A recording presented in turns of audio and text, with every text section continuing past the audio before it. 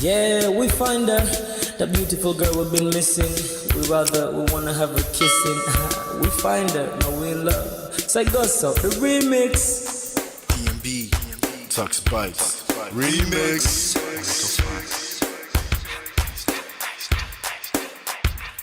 Now if I had to lose you like a bad phone connection, I'd change my game to get a better reception. Sit back, let's start this interaction. Don't fight the feelings, just a chain reaction. Your heart won't give you the wrong instructions. Like my GPS, yes I got the right direction. We gotta merge together like a road intersection. Last stop is gonna be my love and affection. I ain't like the mother dudes, they wanna call you shorty, but I'ma call you a beautiful girl. I took your picture home, my mama saw it, she's a very, very beautiful girl. I wanna put you in my video, cause you're so beautiful. You're a beautiful girl. So when you hear us in your radio, turn up your stereo. It's beautiful girl. Gotta find a shorty, what's worth of a lady. It's nice but maybe doesn't look like 40. It's taking a little time. I wasn't seeing no signs, any traces of my baby. Who's gonna be my baby? But I thought I'm gonna take my time. But then it took a long fine eye. I saw a shorty passing by.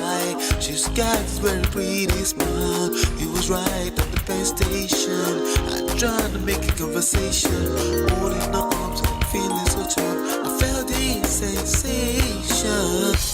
It's been a while that I've been trying to find a beautiful girl. And now I realize I found me a beautiful girl. She's a model, she's so fine.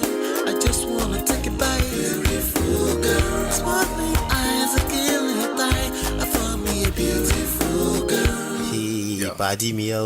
My wish came true when I saw you, girl. God must have blessed me with your beauty, girl. Looking so right from your head to your toe, shaped like a Coke bottle with a smile of a queen. My queen to be, you my destiny. Got a body of a goddess with your beauty. I'm impressed and I'm never in distress. Come on over and be mine. Been searching for a man and now all the cats keep looking to mine.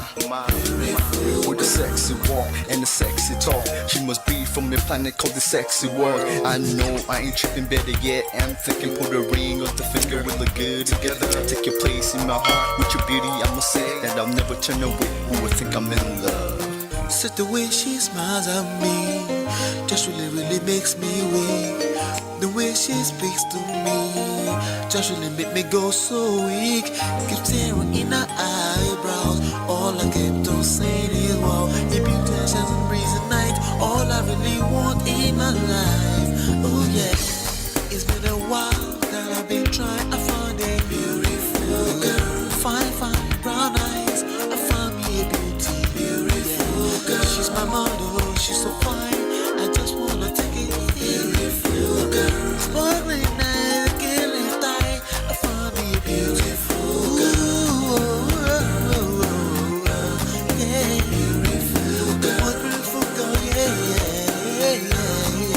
Beautiful girl. Damn. Money, you seen her? Hot Ice, have you seen her? LP, have you seen her? I'ma go over the Tux Bites. I know you've probably seen her. He has a lot of beautiful girls with him. Tux, it's DMB, baby. Look, Beautiful. I look for a while, but I can't seem to find a beautiful girl so I can make her mine. Time after time, I've been searching for a while, but every girl I meet never seems worthwhile. What can I do? I pray to God for an answer. I feel pains in my heart like cancer, and when I find her, I'm gonna romance her. Lace several presents and gifts. Call me Santa Claus. I make a heartbeat pause. That's my girl, homeboy, not yours. The girl of my dreams, she's more than I ever thought. Show me ass and cut her. I think I'm getting punked. She's what I really want, so I'ma go get her. Since I'm a go getter, you know I'm gon' get her. And I will give her the world, anything for my beautiful girl. Psych. Ooh, it's been a while that I've been trying to find a beautiful girl. Fine brown eyes. I found me a beautiful girl. She's my model, she's so fine. I just wanna take it. Beautiful girl, sparkling eyes, killing they missing. I miss all your hugs, your touching and kissing. Make love on the floor, the couch in the kitchen. One love enough, we done enough. Man of prestige. Ha! Now this guy win. Now you win. Now you win today. Now you win. Now you win. I agree. Man of prestige. Now man you be. I'm sure some people will be jealous now the way I talk about Ola. But I have learned a lot from him. That's why I keep telling you to follow him. If you don't follow Man of Prestige, now you know.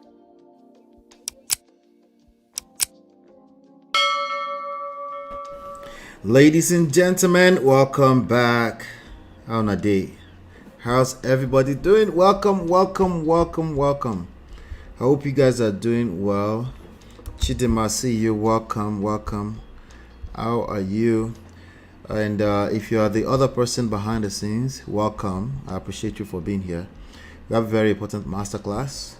We're going to do a series of this, so get used to it, okay? If it's going to kill the channel, then so be it. I gotta focus, okay? But welcome. I appreciate you for being here. I appreciate you. It means a lot if you're here at this moment. I do this kind of topics specifically for you, okay? So welcome. Today we're going to be talking about 3 powerful ways to reclaim your marriage from an affair. All right, so welcome. All right, my name is Ola. I'm coming to you live from my Empire Pro Studios. What we do here, we generally we'll pull life and relationship lessons from trendy topics, but we try to tackle them from a self first, then power, social, seduction, attraction, and emotional intelligence standpoint. Self first, self-awareness, self-reflection, self-everything, self-esteem, self-sustainability. That's what we try to tackle these topics from. So it might be more difficult than what you're used to. Everybody else, they pretty much focus on helping you blame the rest of the world. So we try to look at it from a standpoint of self-empowerment. We want to empower you. You can download our books for free. We've written 2 books, my wife and myself.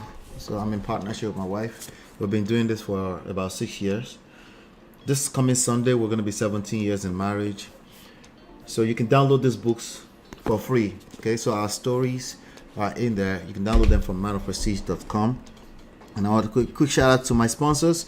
I appreciate you. Mo Fresh, Life with Natu, Adesua, Film Girl, Open Floor by Tima, Grace Corner, D-Love 3000, Yes TV, Chidema, of course, Sparkleberry, Mary Parker. Thank you so much. It takes resources to run this platform. So I want to say thank you to everybody that donates, sponsors. Our goal this month, August of 2024, is $449 just from YouTube, okay?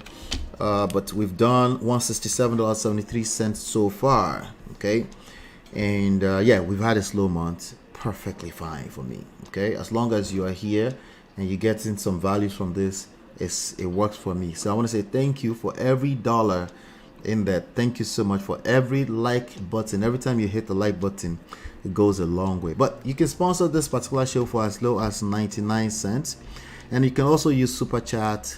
You can use Cash App. You can use Zelle, PayPal. The information is always scrolling on the screen. On Cash App is $ Man of Prestige. Zelle and PayPal is ask@manofprestige.com. And you can use that same email to reach out to us if you need help. If you want to send an email in, you prefer that we read email out. Like, for example, this topic today is an email. We keep you confidential, so you don't have to worry about your email, your identity being put out or anything like that. But oftentimes, I think a lot of people think they're the only one going through stuff. So we like to use these emails as a coaching to also encouraging. Sometimes I pull it from emails. Sometimes these are actual clients that I have, but everything is confidential. There's no private information, anything like that. We remove everything, including names and stuff like that. And if we ever say names, we've changed the name. Trust me. Okay. So, you can use that email address right there. If you're going to use WhatsApp, make sure you send it in one shot. Don't just be sending kele like small. Don't do that, please. Let's be respectful to my notifications. Send everything, the full story. All right. We are marriage and relationship coaches. Our services are pretty much in Europe and America. If you're in Nigeria, send your full story. Okay, send your full story. We have our reasons why we don't really do. We do offer complimentary coaching. We don't offer that to anybody outside of Europe and America. All right, you guys know your reasons, but we don't do that. Okay, so sorry. All right, but if you're in Europe, America, we're here at your service. We offer free complimentary coaching services before we determine if you're a fit for our program. All right, with that being said, I want to say thank you for being here. We're just gonna we're gonna warm up. We're gonna do some quick 2 warm-up stories. But let me say hello to some of my people in the chat. First and foremost, I have Jum is here, Beyond Braids. Welcome, Jum. Good to see you. And again, welcome again, Chidima. Let me see. Let's see. Chidima says some people might not watch because they've made up their minds that there is nothing to reclaim. For me, the word reclaim is powerful enough to get me hooked to watch. Oh, the topic. Oh, yeah. If we'll talk about that in a second. If they're not watching because of that, no wonder they lost the marriage in the first place. Sorry, it's no wonder. You got to keep an open mind. Always. We'll talk about that in a second. Wow, such a milestone. Congratulations, MOP, your wife, together forever. Amen. Amen. In Jesus' name. Amen. All right. So we just kind of like worry about today, and the rest of it kind of take care of itself. Thank you, Jum. I appreciate you. Who else is here? Marriott is here. Welcome, Marriott. Good to see you. What's the new format? The new format is warm up, maybe 2. I try not to keep it at 2 warm up stories, and then we'll get into the masterclass. WhatsApp notifications don't cut. I know, right? I beg. Take it easy on my notifications.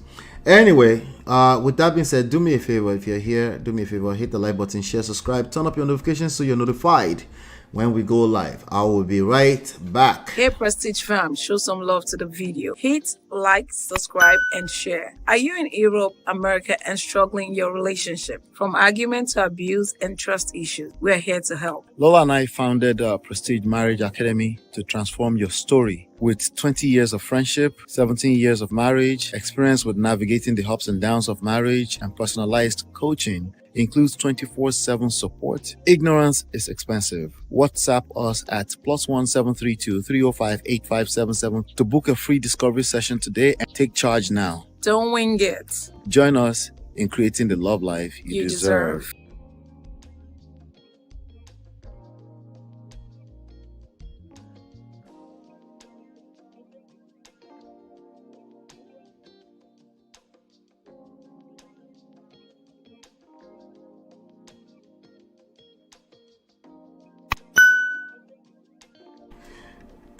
All right, let's talk about Bolanle, Ninalowo. We've covered Bolanle, Ninalowo here in the past. Bolanle, Ninalowo is what do you call him? It's a Nigerian. I was about to say American. No, it's a Nigerian actor in Nigeria. We covered him in the past because he's had some ups and downs with his marriage in the past. All right. So we've covered him definitely in the past when he announced separation between him and his wife. Okay. At that time, I kind of like analyzed what he was saying. There were a lot of red flags in what he was saying. Red flags does not mean he committed a crime. He did not commit a crime. He basically committed something that most of us commit when we don't know what we're doing when it comes to this marriage and relationship stuff. We find that a lot of men across the board, not just Nigerian, a lot of men across the board, they're not very self-aware when it comes to controlling, manipulative behavior, and particularly lack of emotional intelligence. Okay, particularly lack of emotional intelligence. As a matter of fact, a lot of Nigerian men are stronger when it comes to social intelligence than emotional intelligence, because to them, as far as they're concerned, are we going to eat emotions? But unfortunately, that's literally what we eat. That's exactly what drives all of us, you know. So, but he's still talking every now and then. By the way, he might not be talking about himself, but Every time these people talk, we can learn. You know why they go viral when they talk? Because people can relate. So we want to be tackling them as they come. Chidima says he's a sex symbol. Wala, wala. Actor and sex symbol to the aunties. Wait, so to you it's not a sex symbol? Is that what you mean? Not to welcome. Anyway, so I'm looking at a report here on legit.ng. And let's see what he's talking about. Bolanle Ninalowo sparks a debate on emotional abuse, narcissist attitude. They are manipulators. Okay. Let's see. Nollywood actor Bolanle Ninalowo has stirred massive reactions over his debate about emotional abuse and attitudes of narcissists in a post he made. A movie star whose marriage crashed last year. Okay. I don't know if they finalized divorce or anything like that. I'll be careful saying their marriage crashed. Sometimes some people are overreactive. They run to the internet to go and make an announcement just because they are caught up in their emotions. This is real. This is real life. Emotions no be your mates. Men are not emotional. They are not emotional. Yes, they are. Stop the cap. Where are my sound bites? Yeah, men are emotional. Stop the cap. And they are coming out more and more emotional these days because honestly, they are getting checked. They are being presented with different breeds of women that are pretty much questioning everything the way it's used to be. So that's making a lot of men overreact. They don't necessarily know how to react to a woman who is assertive, a woman who knows what she wants, a woman who is saying, but I don't like that, as opposed to just shut up and hear what I say. They don't necessarily know how to react to that. So what do you think happens when they don't know how to react to that? They still react. It's just with emotions, lots of emotionally laced conversation and things like that. So that's what we're dealing with. Now, when you give women, when what you know how to do is react with emotions to your woman, she's still a woman. She will still multiply what you bring to her, right? So even if she seems quiet, even if she's quiet, just know that you know that you know that you know that you know that, you know, yeah. It's just a matter of time. You probably will still collect. Oh no, I'm not just gonna slow down. No. We're gonna talk about the topics, but I want the titles to be on point. Okay. So, but we're still going to be extracting our lessons in a fun way. Okay. So those that see the title and they don't show up, that's their loss. No wala. We can still do what we want to do. Okay. Anyway, so Bolanle Ninalowo, his marriage crashed last year, and then he released a statement that was obviously not written by a PR specialist. As a man, as a king, right? The mouth, what you say out of your mouth carries a lot of weight. What you type and you put out in the public carries a lot of weight. How much more if you're a rock star like Bolanle Ninalowo? And that was basically what happened back then, you know. But the marriage did crash back then, and we talked about it at that time. Let me see here. Yeah. Okay. Yeah. This was the statement that I'm talking about. Like he said, a sad reality I prayed, nurtured, and worked tirelessly hard never to experience. I worked tirelessly hard never to experience for the sake of all.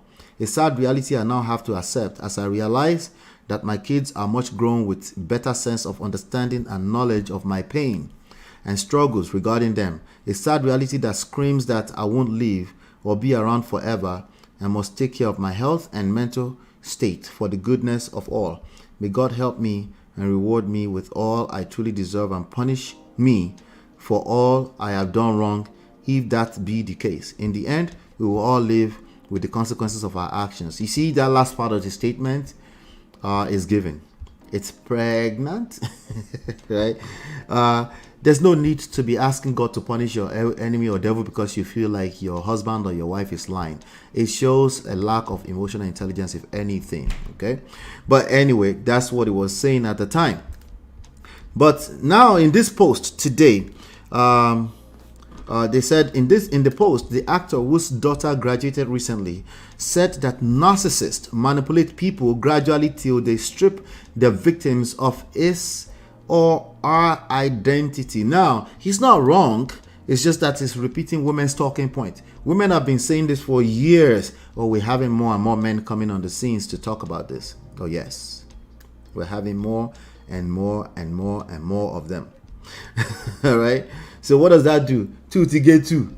Right? 2 has crossed out 2. So if you are accusing this person is accusing this person, you don't get anywhere. Because at the end of the day, that you're right is not the goal, right? He also added that such people have horrible stories about past abuses and toxic family members. Okay. He argued that such people have horrible stories about past abuses and toxic family members. Despite the help and assistance that narcissists get, they are never satisfied, as their attitude might last for months. Okay. And then he goes, the post continues, the heftily built actor also noted that there was hope for anyone going through such a situation, and they can find healing no matter how long they have been enslaved by their attitude. He encouraged his fans to share their opinion about emotional abuse. Okay, all right. So that's what he said on his post, and he encouraged his fans to share their opinions. I'm gonna see if I can get through some of the. Okay, he probably did it. Okay, he's still there. The post is still up there. That's great. All right, so now some of the fans reacted. I'm just gonna read some of them here. Somebody said, I can relate.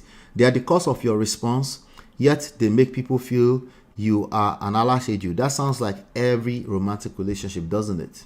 Listen to what I just said.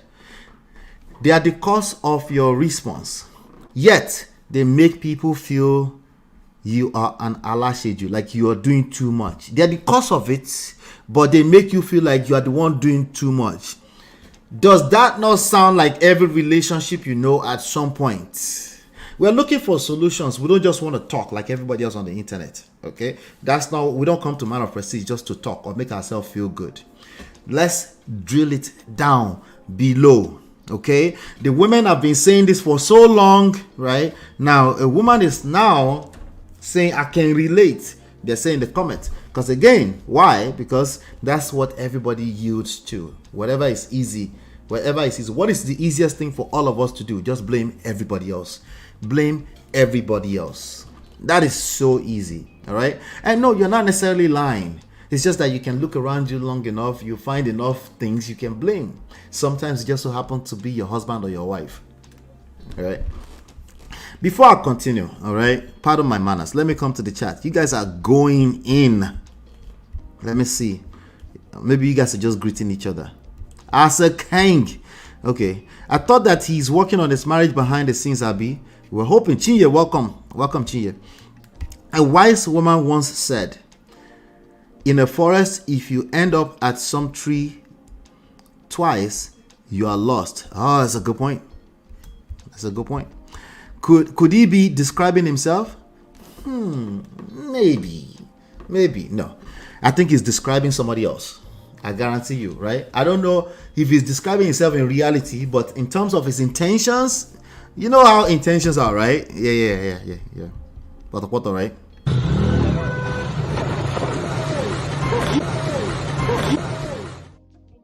He means to describe somebody else, I guarantee you. It's not describing himself, of course, right? What happened to my wife and I have decided to go our separate ways. Please respect our privacy at this difficult time as to navigate this new phase of our lives. You know what they think about people that type that? They think they're dumber. They think they're dumb. Like it's only dumb and people who want to be diplomatic who talk like that. That's what they think about that, right? But it's only time that tells, right? Is it too difficult to type this? No, it's too soft. It's too diplomatic. You're not telling the truth. You need to tell them the truth of what actually happened. Right? Stay with me, people. Uncle Beno, welcome. Mrs. AI since Chinye and all Prestige fam. Who is Mrs. AI? Voila. Are you going after Chidima right now? Anyway. Another comment, okay? So another comment says creating a problem and acting a victim is in the same problem you created. quiet and good to people outside and hostile to the spouse. They are describing a narcissist. There's no doubt about that. But what I'm saying is that most married people will actually end up in a space where they describe each other that way. What does that tell you and I at some point? It doesn't tell us that narcissists don't exist. It tells us that I'll let you say it. What does that tell us? Okay, because we all know that narcissists exist. They're everywhere. Narcissistic traits are everywhere. Okay, but what does that tell us, right? If all married people will enter a space at some point where they will accuse themselves of this same talking point. Another person said this part is frightful. People who don't see anything wrong in them but others.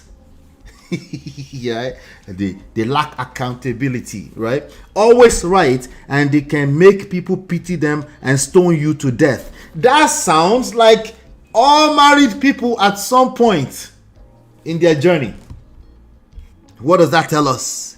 I'll wait for you, okay? Another person said, I'm happy I was able to leave last year. It was tough, but I had to stand on my word. I was always saying sorry even when he's at fault. He insults me at any given opportunity, lies to me. Anytime I complain about his attitude, he threatens to end the relationship, calls me a nag. No. I'm reading this on the internet. Wait, look. I know you think it's only you that's going through it. I know you think that. This is it right here on the screen. You can see it right there. I'm telling you. What does that tell you? If like almost everybody that you know is going through something similar, and almost all of them will jump on the internet and read one book and then say, oh, I never knew it. I was married to a liar and a narcissist all along. You know, misery loves company, right? What does that tell you? I'm waiting. What does that tell you? Okay. Another one says a narcissist can never be satisfied by anyone. What? That sounds like who? All married people at some point, they will feel this way. Feelings, emotions.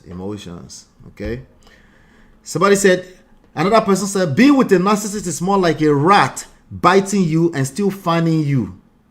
It's a form of manipulation. They are passive aggressive, and the funny part, they are good to outsiders. Another one says, spot on. And guess what? I'm healing.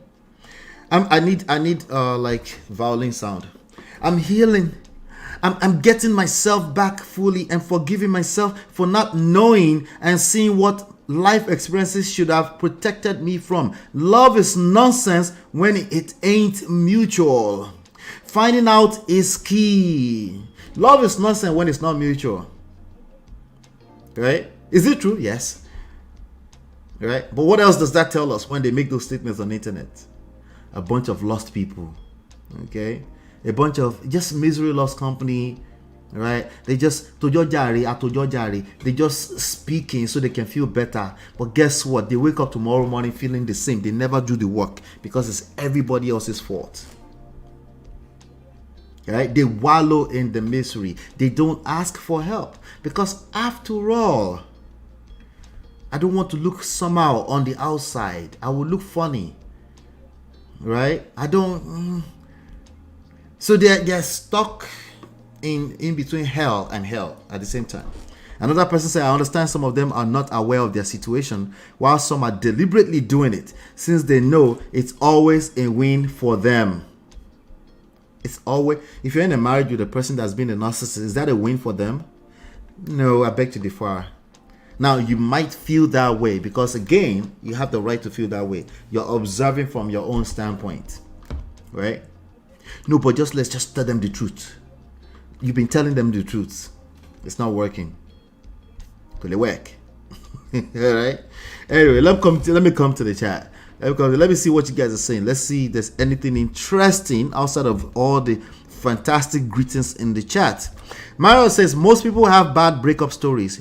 Their favorite story, he or she was a narcissist, sounds crazy. There aren't that many in the population. No, they are everybody as far as they're concerned.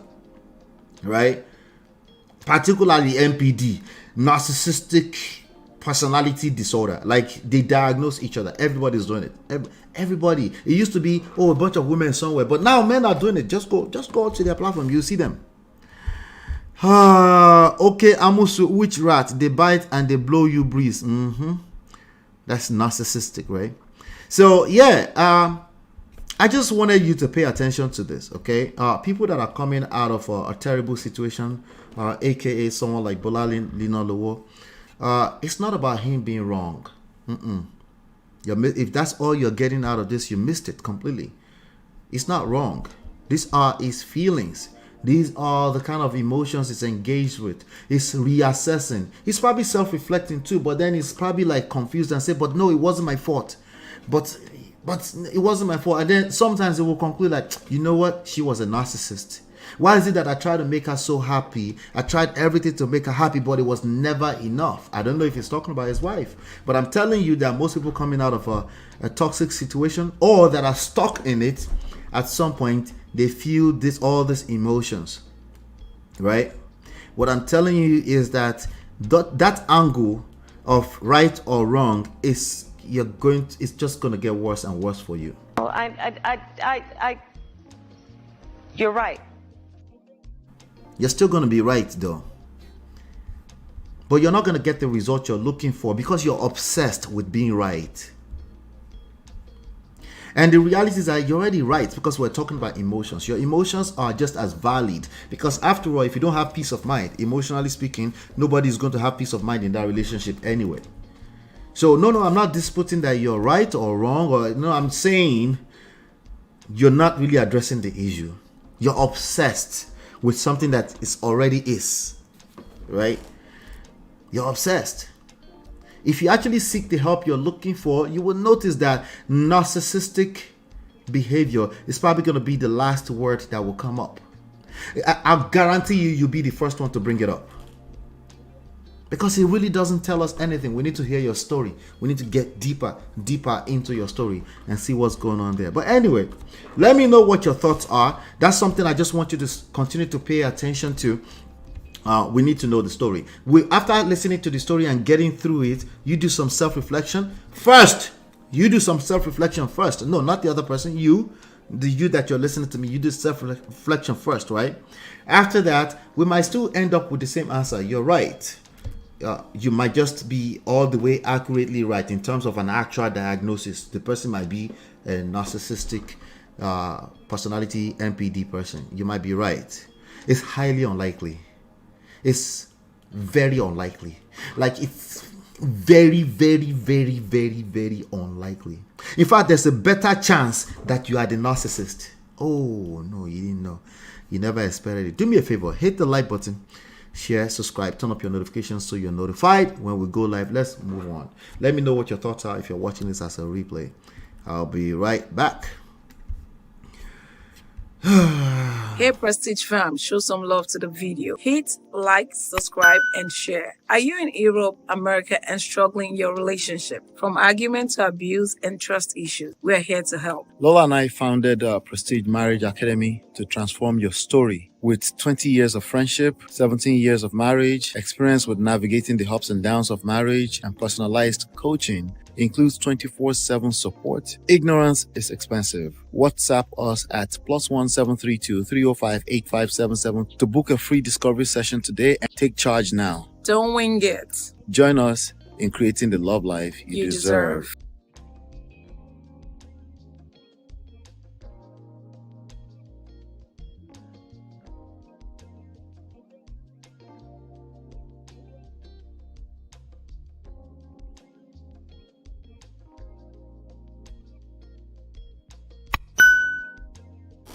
All right, 90-day fiancé. Hit the like button. Thank you. Hit the like button. I appreciate you for coming in. 90-day fiancé. Michael refuses to leave the US after Angela split. Let me ask you guys a question. Do you blame him? Really? If it was you, would you leave the US?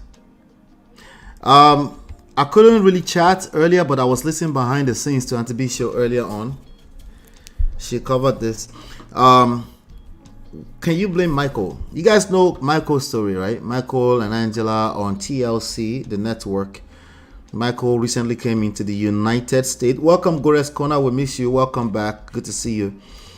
So Michael is a person who married this old lady to Jakpa. Okay, married her. What's that? Going on 7 years, 6 years? Okay, maybe 5 years tops. I don't know. Married her. They were on a show on TLC, 90 Day Fiancé, and recently he made it in the United States. Finally, December, right? And by February, he had run away from their village in Georgia. So, and since then, he's raised. Angela has filed for divorce, annulment rather.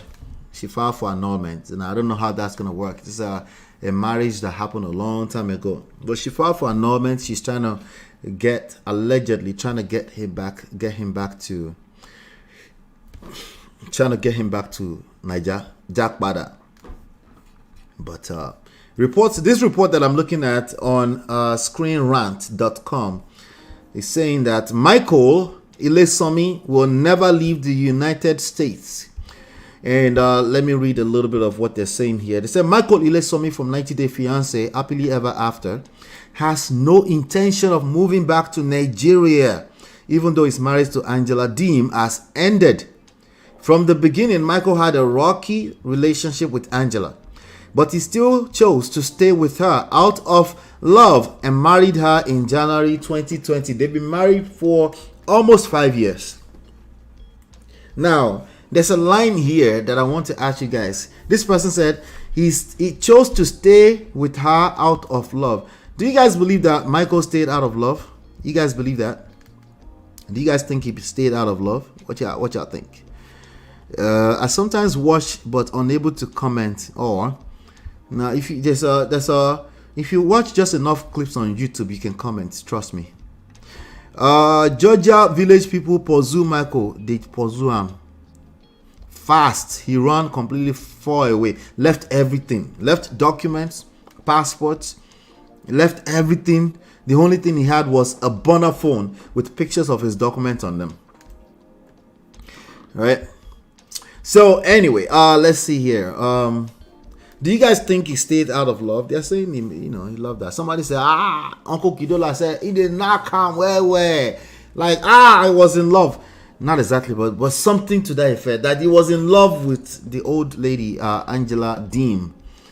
But one thing we know for a fact is that he was more in love with the big Angela than the skinny one. He definitely disagreed. He didn't want her to go and do the surgery, but she did, But anyway, unfortunately, Angela never really trusted Michael. They have a 22-year-old age gap.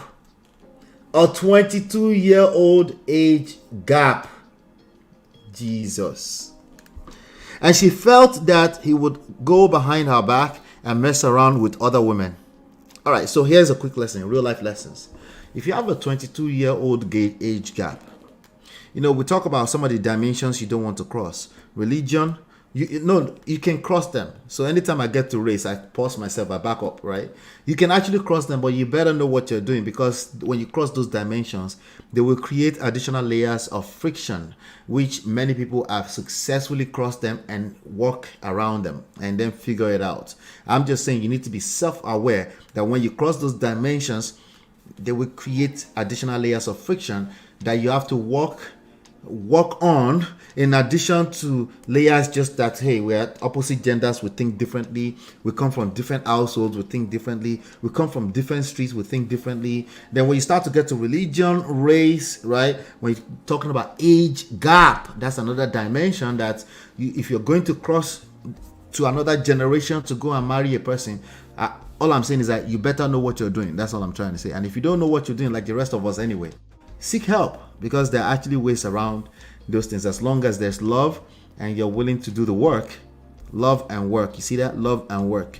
Then it's doable. But you better know what you're doing. If you're just like, I'm in love, and then love should be enough. You see, that's why you guys keep running around the internet talking about love is not enough.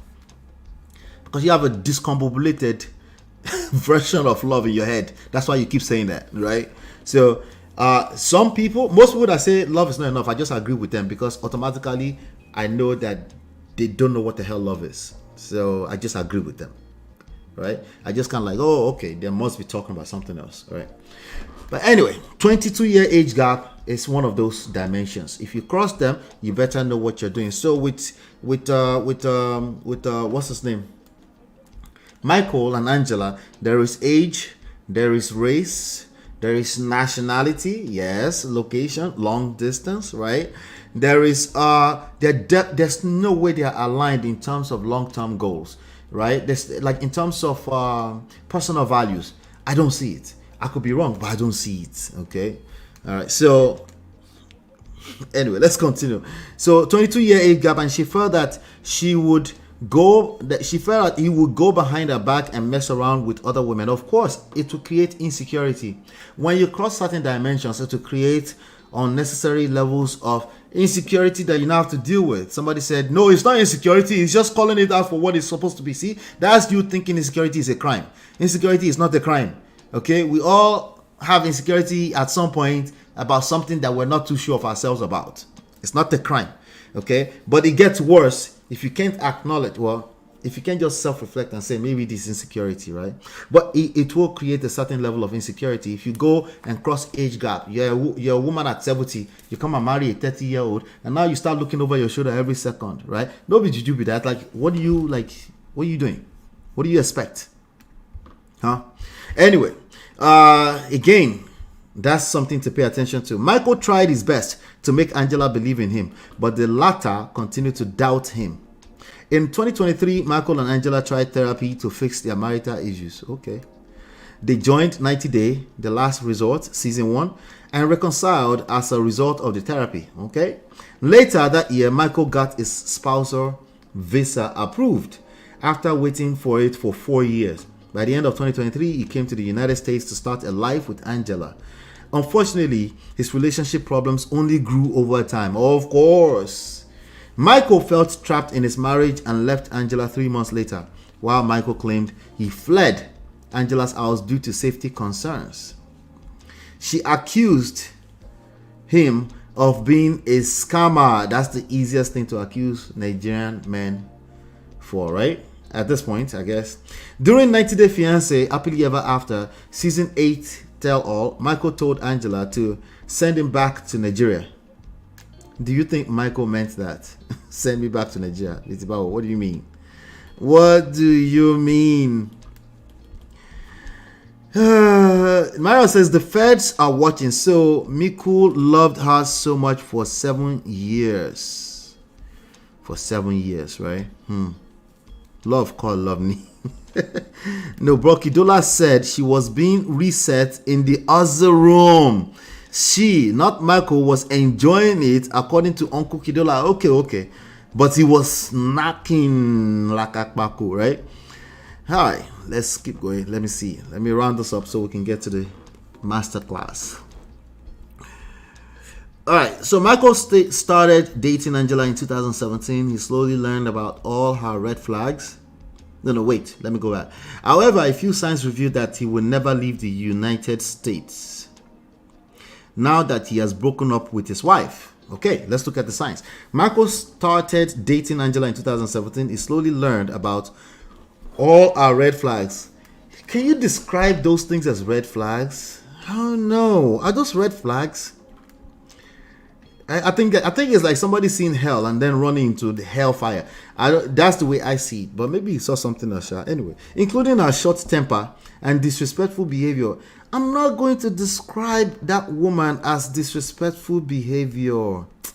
I don't know. I'm struggling. I feel like those are understatements. Anyway, Michael had enough reasons to leave Angela within a year after meeting her.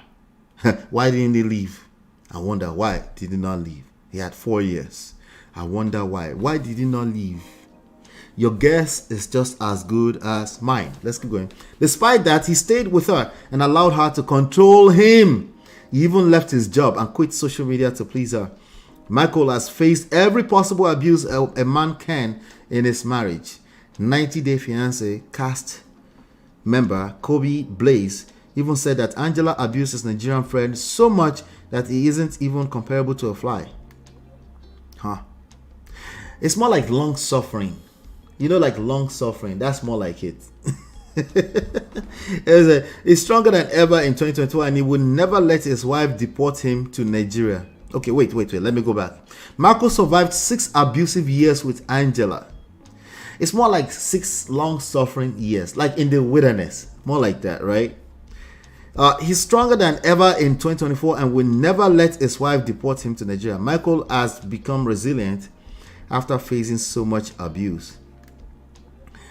Here's a quote. It doesn't seem like Michael is scared of his wife and her antics anymore. Rather, he's stronger, free, and more independent than her. Okay, if you say so. Okay. Look at that. Look at Michael. Michael was so happy in this picture. Don't you guys think? Uncle Beno, thank you for the $10, brother. Thank you. I appreciate you. Thank you.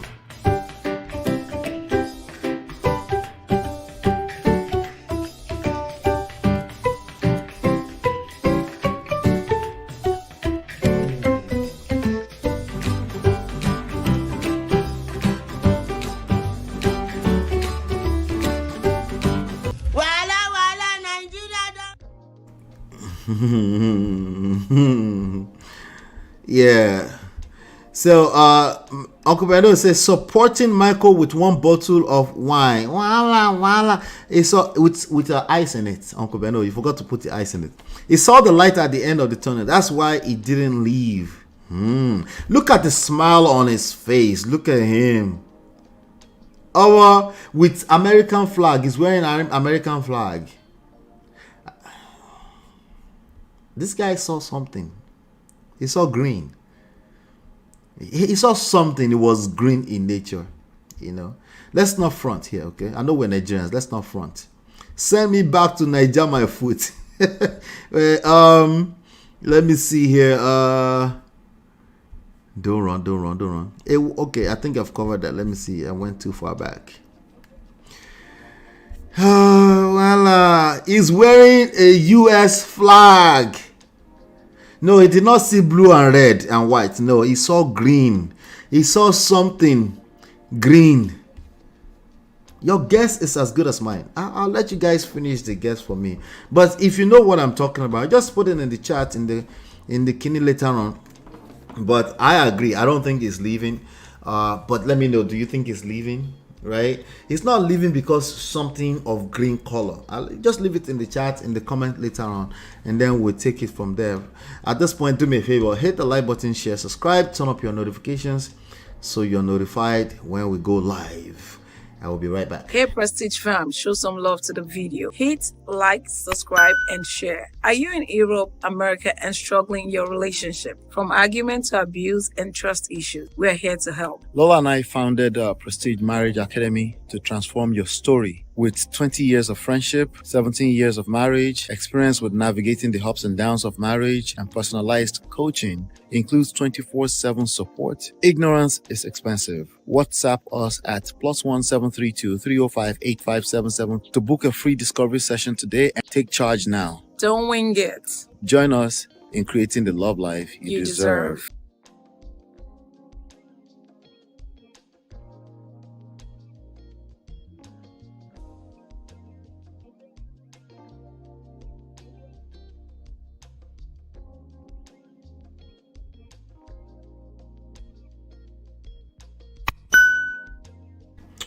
All right, welcome back. Let's talk about the 3 powerful ways to reclaim your marriage from an affair. We're going to do something real quick.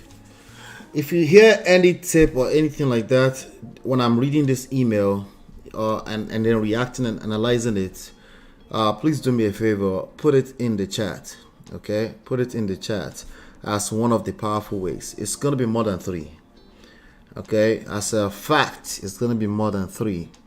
But I'll see if I can highlight 3 powerful ways to reclaim your marriage from an affair before we end this particular session. But yes, Temi D, welcome. Good to see you, Temi D. How are you? I hope you're doing well. You have me smiling so hard at the metro to hold on. Hold your laughter, Chinye. Hold your laughter. All right, green paper, but not money. No, not money, not money. We'll get there. We'll get there. Maybe when we cover Michael and Kenny again, we'll cover it. But for now, let me get to this email again. You can send me emails, especially if you're in Nigeria and you feel like you can't, you don't have access to the complimentary coaching session. You can send me a full-blown email.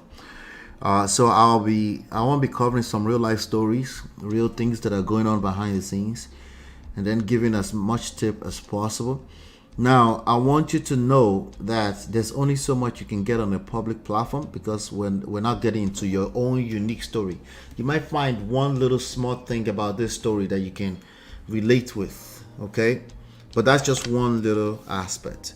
For you, your solution is going to be unique to you based on your own story. Okay, based on not just your own story, there are other factors like your personality, your spouse's personality, the context, what happened, what's specific.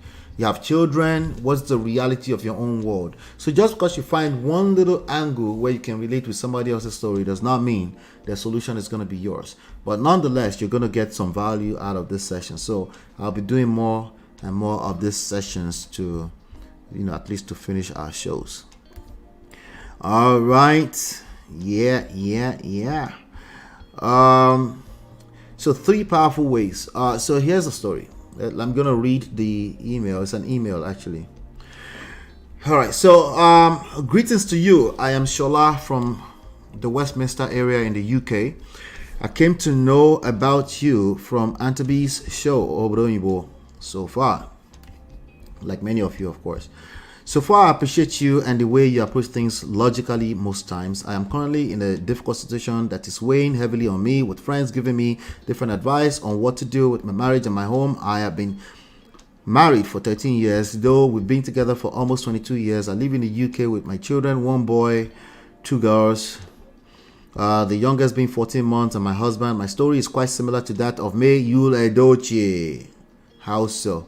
Anyway, let's continue. By God's grace, a strange woman in my husband's life has somewhat retracted her steps, but she's still very much involved. Throughout my marriage, it felt like there have been 3 of us, me, my husband, and the side chick. Even after she got married, she remains deeply involved with my husband, his family, and in-laws. My heart is heavy. I would never want to be with a firstborn or a mama's boy. Again, due to my experience, my husband lacks initiative in many areas.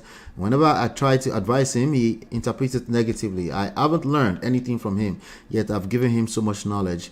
Though he doesn't see any value in it, he even tells the side chick that I use his weaknesses to insult him. It's a lot, and I'm exhausted. I've withdrawn somewhat from his family because he doesn't care about mine. How can they expect me to check on them when their son never shows any concern for my people? Man of prestige, I regret and curse the day I met my husband. He's not the type of man I desired, and this is not the marriage I signed up for. No sex for 2 years and counting.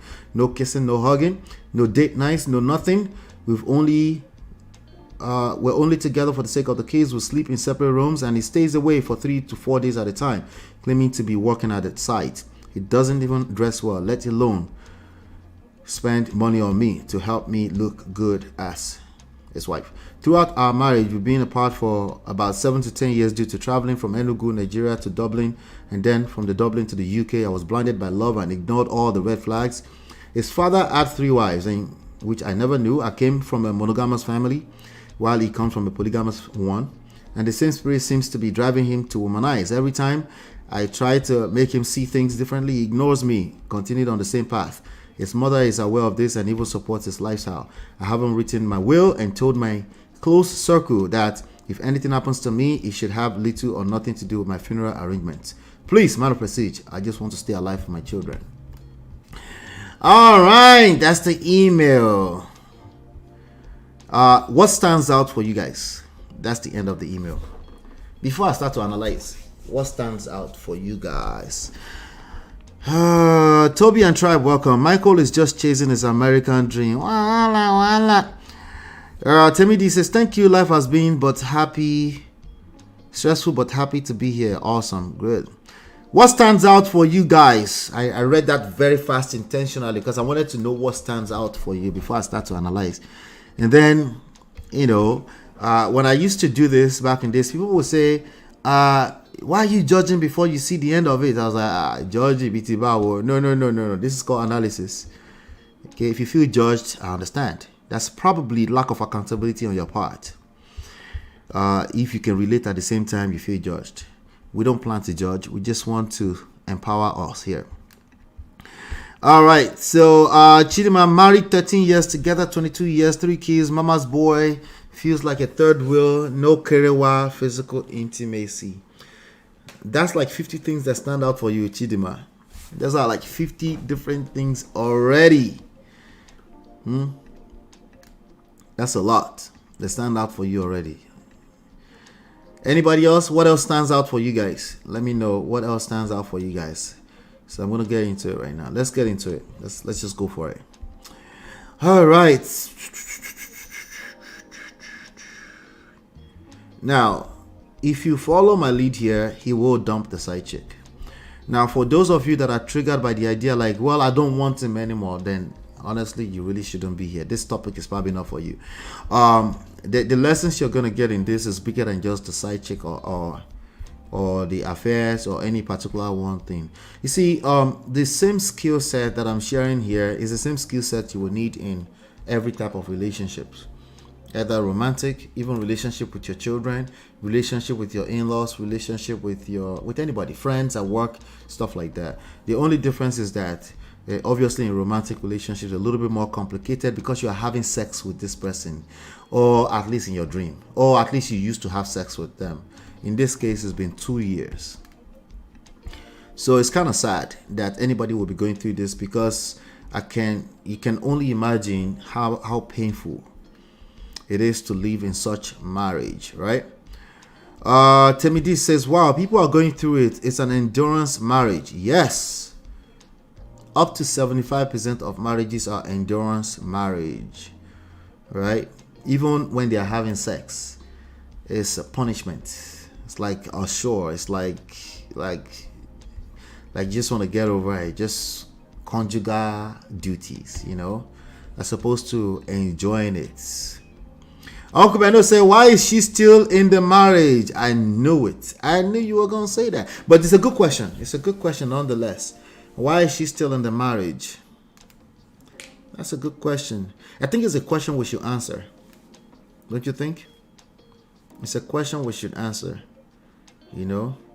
Now, oftentimes we ask questions, but we don't really want to hear the answer. It's a rhetorical question. We just want to we're using the question to make a point as opposed to actually being able to listen and hear why they will stay in such a marriage that sounds like a lifetime of punishment, like an endurance marriage, right? And if we listen, we might just have one small tip that can help that person, right? That can help in what way? Leave or stay. But either way, whatever choice they make, it's now bliss henceforth. They can now actually be in control of their life and create happiness. But if we listen long enough, we'll get to help. You know? Yes, Chidima pays attention. Marriott and Chidima actually pays attention. Marriott and I was typing each issue as MOP was reading the email. That was a lot. It was... Wait, are you guys together somewhere? What do you mean, you and Marriott? She said it already. She's staying for the children. See, she said that. Not only is she staying in the marriage for the children, she's staying alive for her children. I think it's a terrible reason to stay in a marriage. I think children can be extremely helpful in you deciding to work on your marriage. But it's a terrible reason to stay in a funky marriage. It's a fantastic reason to work on your marriage. Please help me write that down. Please help me type it out. Okay. Children are fantastic reasons to work on your marriage. They're a terrible reason to stay in a funky marriage. Those are two different things. because of children but overlooked her happiness. There you go. She said she is there for the kids. I suspect also there for society pressure and expectations. Absolutely. And those are real things. Those are real things that we value.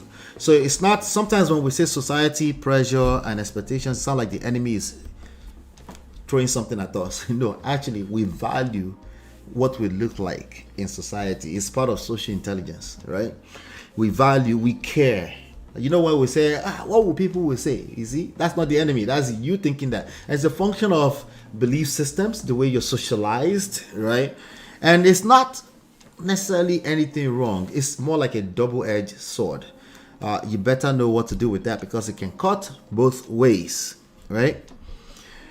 Uncle Beno says she should accept her fate. I don't support staying where you are not wanted or needed. Okay, all right. In real life, in a perfect world, she probably should not stay in a place where she's not wanted or needed. It's a terrible idea. But there's also micro staying and mini staying, mini and micro stayings, right? Mini and micro staying. You know, when you entertain bad behavior, people don't change their behavior unless there's some form of gravitating towards pleasure or away from pain. So by staying, she's definitely incentivizing bad behavior. But what do we mean by staying? Because again, staying is not this big old thing of you leave the marriage or you stay. There's a lot of micro and mini stayings in your interaction with a person that's abusive, right? There's a lot of that. And we don't talk about those mini and micro stayings. We just talk about just leave. And that's unrealistic expectations of human beings. Human beings are not capable of living that way. They're not. I don't care how much you tell me that it is your deal breaker, blah, blah, blah. Good for you. Let's go back to reality in real life. Let's talk with people that are in real life. It's not easy. But maybe if we break it down to pieces of the pieces that makes it overall staying, if you break it down into the pieces, maybe it's easier to actually decide in a healthy way that is not also destructive. You know, oftentimes our suggestions is like, let's throw the baby out to the bathwater, right? So even when people are going to actually yield to that advice, that's literally what they do. They are very angry now and they throw the baby out to the bathwater. In other words, even themselves and the children they go collect. So, yeah. Children have fantastic reasons to work, thank you, Jare, on a marriage, but terrible reasons to stay in a funky marriage. There you go. So if you think about your children, instead of advising yourself self-medicating, seek help. Please do not stay there and just wait and wait and wait and wait and say, maybe, and then you are praying. You are going to the mountains to pray. But somehow in your own Bible, you missed the part where it says faith without work. You missed that part. Yeah. Uncle Beno, sounds like she's confused or tired. Yes, exactly. Like most people in this situation, they will be confused and tired. You can't go forward, you can't go backwards, you're confused. Yeah, it can be a very difficult decision to make. Did she say she had a 14-month-old? I think she did, Marriott. I think she did. I'm going to go through in a second. I just don't like seeing women suffering while the husband is having a blast. Same goes for men too. You know the funny thing, Uncle Beno, is that you assume that the husband is having a blast. Yeah. You assume that the husband is having a blast. I get it because of our own side of the story, right? We cannot assume that the husband is having a blast. I personally think that men that are inside of marriage where the wife is not enjoying herself, they are actually punishing themselves more than they realize. They might be suiting their need in short-term ways, like in short-term ways. For example, like having a whole side chick that you have to dodge around and go and visit every other day, or wasting all your money in a strip club somewhere, or with Olo shows and stuff like that. I don't think those men are enjoying. I don't think so. Now, some men can normalize that type of lifestyle, and then it might look on the surface that they're enjoying. I think they're actually living a low quality of life, right? So, but in addition to that, some men actually don't know where to start. Sometimes they just say, let her just take care of our children. They too, they're suffering mentally, right? So it could be that the man is having a blast. More than likely, he's probably not having a blast like that. That's why we need to really take our time in assessing this kind of situations, because every one of us will tell the story from our own lens, our own experience, right? And oftentimes that's just one-sided. We can still help, right? But we'll be helping with empowering them, not judging the other side. This is where we miss it sometimes, right? Sometimes I will say, no, I only need one side of the story. That's because I already know I'm not going to judge the other side, right? So, but if I'm going to judge the other side, if I'm going to come from any place of judgment in any ramifications, then I need to make sure I'm listening to the other side. And sometimes I will make assumptions, but I will make it clear that there's an assumption here, right? So, but I'm going to analyze word for word. I'm just looking at you guys' chat. I wanted to know what you guys think first before I get into my analysis. Uncle Beno, that is true, but you know, we cannot cry more than the bereaved. No, we can't. We can't. But that's all we can do. We can encourage people to seek help, and then let them know that it can be better. A lot of people assume the worst case scenario or extreme flip side of the other hand. They will assume that they are the only one in that kind of situation, so they don't want anybody else to know, so that nobody finds out. Sometimes people will say, well, there's nobody's marriage that's happy. They'll just say things like, I'm looking for the most common say here. They might say things like, just do what works for you. You don't know what people are going through, right? So it's like the extreme of both ends of some anguish, you know. No, don't normalize. If you're not having a good time in your marriage, there's some things you can work on. You can at least admit that there's some room for improvements, right? Improvement. And particularly improvement on your own part as a person. So let me get into it. Let's see if we can get into it. So first line. I have another one coming tomorrow, by the way, so get ready for that one. Greetings to you. I am Shola from the Westminster area in the UK. Of course, like I told you, we changed the names. I came to know about you from Auntie B's show, Odoyibo. So far, I appreciate you and the way you approach things logically most times. I wonder what she meant by the most times. Like, do you mean like sometimes you don't understand me? There's too much English? I'm sorry. But you know, some of the greatest things in life requires a lot of, you got to stay calm and listen, you know, longer than just one moment, you know. So it's going to take some work. I'm currently in a difficult situation that is weighing heavily on me, with friends giving me different advice on what to do with my marriage and my home. Okay, this part right here. Friends giving me advice on what to do with my marriage. Hey, alright, friends. You have to watch out for these friends. Oh, they are everywhere. They are advisors. They are counselors. They've read a couple of books like you and I. They know exactly what to say. Why don't you set some boundaries? Never accept. Don't accept. Don't accept that kind of nonsense. Right? So you gotta be careful with friends. Like oftentimes they might mean well. Okay? No, friends can mean well. It's not just friends. Even your own parents. Yes, they mean well. They mean well. Your own father, your own mother, your own cousins. They are trying to help. They often come with this advice from what did she say earlier? From a logical standpoint. You got to be careful with quote unquote logical advices. Logical advices are the worst. When I say logical, put quotes around them. Not dictionary meaning logical. These are logical that does not factor in the emotions in the equation, right? This is just logical from a 1 + 1 = 2 standpoint, right?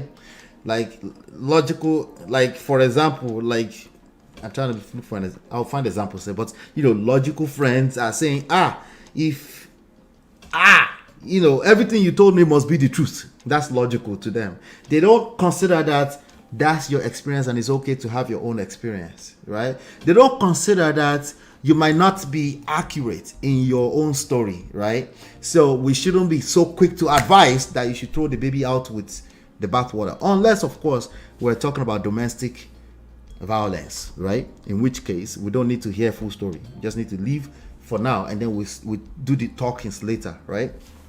They just say logical advice. They give you logical advice off of your own side of the story. See, they mean well. They're actually supporting you, but they can hurt you. No. People that mean well can still hurt you. So don't put, this idea is not to start seeing your friends as enemy. It's just borrow yourself brain and say, hey, of course I shared my experience. My experience are valid, but they didn't live in the same house with me. See, what friends do oftentimes, they will see your partner as the enemy now. If you forgive them small tonight and have sex with them, they don't see that part. They only remember that person is being a narcissist to you. That's all they remember. So, of course, their advice is going to be so, right? There's only so far you can go with their advice, So, they mean well. Don't get it twisted. They mean well for the most part because, I hope so. I hope you will keep friends that will mean well, right? But be careful with all this type of advices. So, there are many friends like that. Gentlemen, you got to be careful with your friends. Okay, many of them, they have no idea what weight you've attached to your family and the fact that you're in fact trying to keep your family together. They will give you advice literally from their ass. Literally to come right out. And no, it will make logical sense, right? But the reality is that there's a reason why you can't pull off that advice. You know why? Because they're not in your situation. They don't understand the emotions that goes into all of this. They're saying do it like this, and it makes sense for you to say yes, I should be able to do that. Maybe I'm being a punk. Maybe I should just be a man in my house once and for all. Baba, slow down, no, relax. They're there. Easy. So she said I've been married for 13 years, though we've been together for almost 22 years. Okay, that means it sounds like they dated for a long time before they actually married. That can be a factor, I live in the UK with my 3 children, 1 boy and 2 girls. The youngest being 14 months and my husband.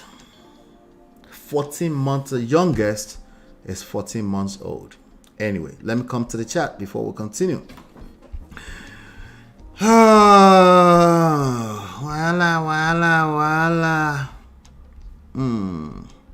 Mary, so shut up for it. I can hear the Nigerian mommy now. Shut up for it. Yes, you gotta be careful with your friends. Your friends, they just can't see as far as your experience, right? Your experience is your experience. It's not necessarily the accurate story because your partner has their own experience that you probably don't know what's going on in their mind. You have no idea what they've seen that they're harboring in terms of resentment or anything like that, right? So if you're telling just your side of the story and you have friends that are very quick to make conclusions off of your own side of the story, they definitely don't know what they're talking about. They literally are talking from their ass. Take it from me. Take it to the bank. Okay? She might have reported previous bad behavior to these friends, so their advice will of course be filtered through those lenses. Yes. And usually they're not slow enough to say, I am starting to take your issue personally and it's not me inside of it. What you need from them oftentimes is a shoulder to cry on. That's the least thing. They don't have the patience for that. They want to tell you how to act, how to correct and hold your partner accountable right now. That's what they are very quick to do because they call themselves empath. They're feeling for you now. And the reality is that they're selfish. They're starting to feel what you feel, but they're now advising you from a selfish place. They're not going to help you because they don't have to live with you. So you got to be careful with that. They're not trained to know how to address this type of situation. There's too many emotional layers to it for anybody to just be coming up with weird logical advice from their ass. Okay, so their advice will of course be filtered. Now Auntie Shola is confused whether to accept or reject friends' advice. You know why? Because oftentimes when you're hearing that advice, you can't really pull it off, whatever they're saying. You're not capable of doing it. In deep inside of you, you know that something is like their advice will feel good in the short term because they're actually defending you, right? It will feel good. It might even relieve you.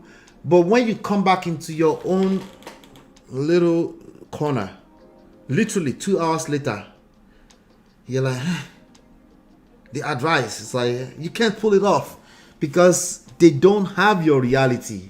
It's not that easy, right? It's easier said than done. Even for me that I'm talking right now, because I'm not in your situation.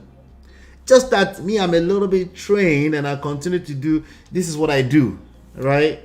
But even at that, when I'm addressing your situation, I have to be super humble that I'm not in your situation. I can't take it personally. I can't just sit down with you and start chit-chatting and gossiping with you and then shaming your partner. You will feel good short term. But when you get to your bed tonight, you will cry. You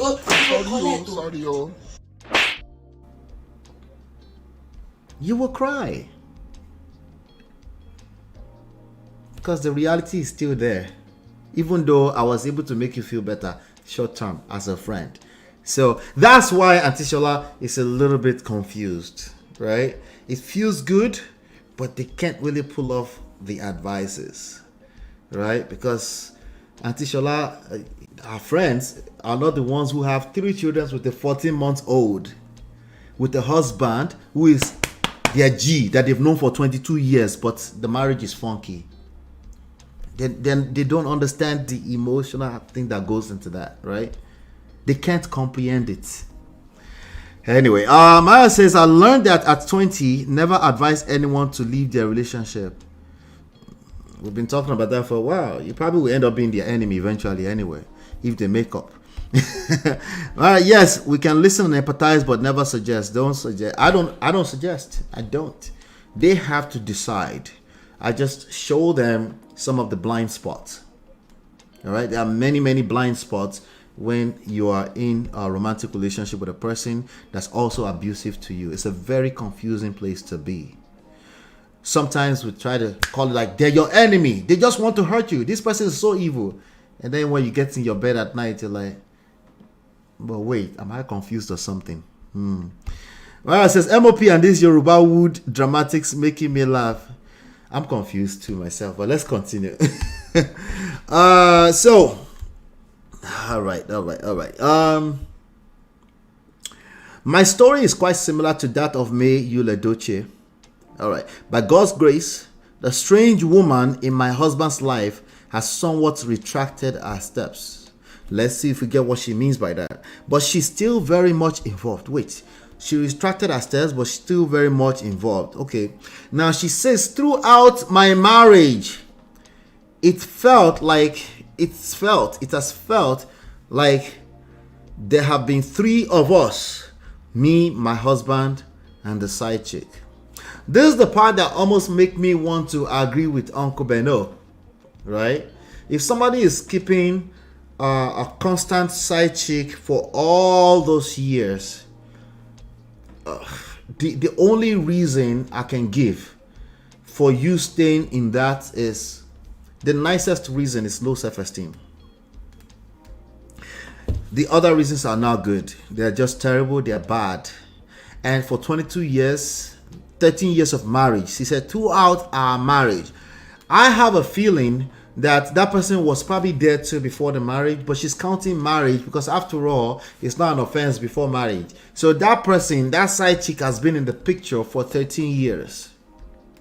The only reason why anybody tolerates that, there are probably other reasons, but the main reason that comes to mind is low self-esteem. Low self-esteem. Right? This is damn near a polygamous relationship. The rest of it is just labels. She said me, the wife, my husband, and the second wife, the side chick. Wala, wala, wala. Even after she got married. Wait oh. The side chick has gotten married to somebody else. She remains deeply involved with my husband, his wife. With my husband, his family, and in-laws. What are you guys' thoughts about this so far? I'm almost being forced to make assumptions, and I don't want to do that. This is why there's only so much these public platforms can help. Okay? Because there's more to this. What do you mean? Why is she now married? After she got married, she's still involved. There could be multiple things possible here. It could be that she suspects that this person is a side chick, but they are actually family, but she doesn't know the family well enough. It could be, no, she's actually a side chick. I've seen this one before. She's actually a side chick. She's still messing with her husband. Yes, she's married to somebody else right now, but she's still messing with her husband. And the family, everybody actually know, and it's cool. I've seen that before, personally. It's possible, right? But it's very important that I know some of the details in that, right? Because if it's a situation where the side chick is, what do you mean married? She's married to who? Do you know the person that she's married to? Or this is an assumption that she's married? Or possibly she could be married to your husband and you're just the one in the dark. Those ones exist too. Let me come to the chat for a second.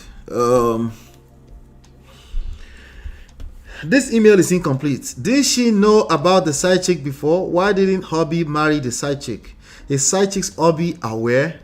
Good question. These are all kind of questions, right? There's only so much you can squeeze into an email, as of course, right? The man has 2 families. Now, I'll be curious to know if the side chick has children with her husband, whatever that is. I'm curious, you know. But she knows, the only thing we can take out of this is that she knows so much about this side chick that to repair this type of self-esteem, oh yeah, there's a lot of self-accountability that has to go into this. It's not going to be as simple as blasting the husband who is on blast, who is just guilty, who is just having a blast out there. It's never going to be that simple. It's not going to, and that's a difficult thing for a lot of people. Self-accountability is super difficult because it makes you question you. So am I crazy? So it's always been my fault? Why is it got to be my fault? Why is everything got to be the woman's fault in society? You see all the question that will basically take your energy away from self-awareness, self-improvement, self-development, aka the things that boost self-esteem. It's doable, but you have to hands off. Like, okay, take me and do whatever you want to me. If you're not ready to do that, you usually will go and test everybody else out first, and then you come back later, right? But it's going to require work. No, it's not going to be as simple as calling out a side chick that might just be the second wife or a virtual wife somewhere. Yeah, anyway, she should tell side chicks upbeat. Wala. Tell the care. If she dares do that, it's going to get worse. In what way? Oh, man. She's going to go through that rabbit hole. She will never come out of it again. Uncle Beno said the side chick is the main wife as far as the families are concerned. So, good point. That's a fantastic point, Uncle Beno. The topic today is 3 powerful ways to reclaim your marriage from an affair. Let's not lose sight of that. The topic today is 3 powerful ways to reclaim your marriage from an affair. Uncle Beno is already picking out a good, powerful way right there. Let me start that. I'll come back to it. 3 powerful ways to reclaim your marriage from an affair. It's not what you think. No. It's not by turning the man to a saint who suddenly never want to have sex with anybody else anymore. I'm sorry. That's not the solution. That's not the solution. I'm sorry. In real life, no, not in real life, in an ideal life, right? You can snap your finger and your wife just comes home. Or you just go to a mountain somewhere and pray and he comes home. War room, right? And he comes home and he say, you know what? I surrender all. I surrender all. And he surrenders his dick so that he can't use to sleep with other people again. You wish. You wish. This right here on the screen is giving away one of the powerful ways, particularly with respect to this story. I'll start it. I'll see if I can come back to it. MOP, you're right about labels. From the other person's perspectives, the label is inaccurate. I just saw that on Family Empire Houston. Exact same scenario. All the time. Labels, everybody's stuck on labels and they judge from that standpoint, right? But labels are very important. But they are as important as reverse psychology. As in, like, you look at it and you don't ask further questions. You think the labels are what they are, right? You're the sucker. They use it to get you, right? They use it to get you. You're the only one in the dark. I'm the wife. After all, I'm the legal wife. Okay. Is that really what you want? Right? Yes, that's what I want. Then you are the legal wife. Problem solved. Right? Leave everything else alone. Right? But I'm guessing that you want a little bit more than just being a legal wife on paper. I'm guessing that you want a romantic relationship where you're heads over heels, right? You can't wait. You check on each other. You're calling each other. Okay, babe, see you later. Okay, I'll see you later. Oh, I miss you. You come home at night. You can't wait. You can't wait to get inside the house. As opposed to, you actually hang out outside because you don't want to go inside. Even though you're the legal wife on paper. Let's keep going. There's a lot more here. On Auntie show, women are encouraged to close their wombs for easier departures. Why is Auntie Shola still having children? Wala. Go easy. Sometimes your subconscious mind tells you, maybe this is going to fix it. Maybe this is what we've also needed. Because Ori Omoma Anfa, how they say it, Yoruba? Ori Omoma Anfa. So anyway, children can bring joy. They say that. But nothing is going to bring joy outside of work. Okay? Faith, the same thing the scripture told you. Faith plus work is the only way to get joy. I'm sorry, okay? Nothing else, okay? Lasting joy, the one where in case something happens tomorrow and you feel some type of way, or maybe you guys offend each other, you know exactly what to do to fix it again. That type of lasting joy, the only way is faith plus work. Entrepreneurship and marriage requires faith plus work. Okay? It will only work if you work. Right? If you work hard enough, even when there is no faith, eventually the small micro progress you're having will improve your faith. So if you have to choose one between the two, faith plus work, you pick work. Your pastors might not tell you this, you pick work. Because it will actually build your faith because of the small results you're generating. But if you have faith in yourself, if you have faith in your dreams, you believe in yourself, that goes a long way. It helps. Right? Anything else? Yes, you can, like somebody can snap their finger and you suddenly have joy, but also it can disappear and you won't know exactly what to do to get it back. That's the issues with many of these situations. Okay? There's somebody that will prescribe something to you right now, but if it breaks apart again, you don't know exactly what to do again. Anyway, Chidima says, this is not an affair. This is polygamy. Nothing to reclaim here unless you can figure out how to become the main chick or the only chick. Well, they found one secret though. There's one secret here that you guys can run with. I'll spell it out properly. Yoruba escapes us together. Yeah, it does. Anyway, let's get back to some of the stories here. All right. So do you guys think it's similar to May Yuledoche's story? Is it similar? Do you guys see the similarity there? I guess. She continues, my heart is heavy. I would never want to be with the firstborn or a mama's boy again due to my experience. Okay, I understand what she's talking about. I understand it, but it's the wrong angle. She's putting attention in the wrong space. I get it. The only thing I get the it is that the husband right now, the only one husband, more likely the only husband she's ever had. If she's had maybe 4 or 5, and she can say, you know what, I've had 4 or 5, and they happen to be firstborn. I'm a firstborn, so I take an offense a little bit to that. Okay. Right? So the it that we're getting from this is that she's been with this person is the firstborn, so mama is always checking. Sometimes mama will call at 11:30 p.m. at night with no consideration for the lady in the house. What do you mean? She's my mother, she can call anytime she wants. Why are you even questioning that? Why are you asking questions around my mother? Like, my mother is my mother. Are you kidding me? Like, what is this? Like, are you my enemy or something? Right? Oh Lord. The only thing we're getting out of this is that all of the husbands she's ever had, if it's 1 or 5, they've been firstborns. That does not tell us anything about the rest of the 8 billion people in the world, maybe 1 billion adult men in the world. It doesn't tell us anything. Okay, so one of the first things she can do is,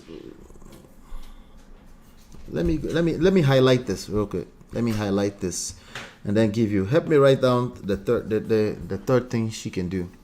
The first thing she can do, let me go back to it. Let me just say it right now so you guys can help me type it out, okay? If you remember, Uncle Beno said the side chick is the main wife as far as the families are concerned. If you listen to that story, it sounds like they don't really know her in the family, or she's not, at least in good. The side chick is definitely much more friendlier to the in-laws more than she is. But I'm going to come back to that. Before I come back to that, right, this is the first powerful thing that she can do to reclaim her marriage from an affair. She can stop generalizing, number 1. Okay, she can stop generalizing.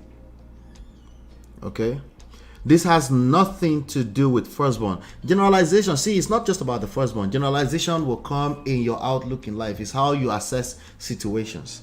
It's how you see life, right? You see, you have one little experience, you assume, you conclude that the rest of the world is doing the same thing, right? That alone is going to destroy your marriage or reduce your chances of reclaiming your marriage back from affair. What's an affair? So we've assumed that affair is another side chick. That's at least what the story is, right?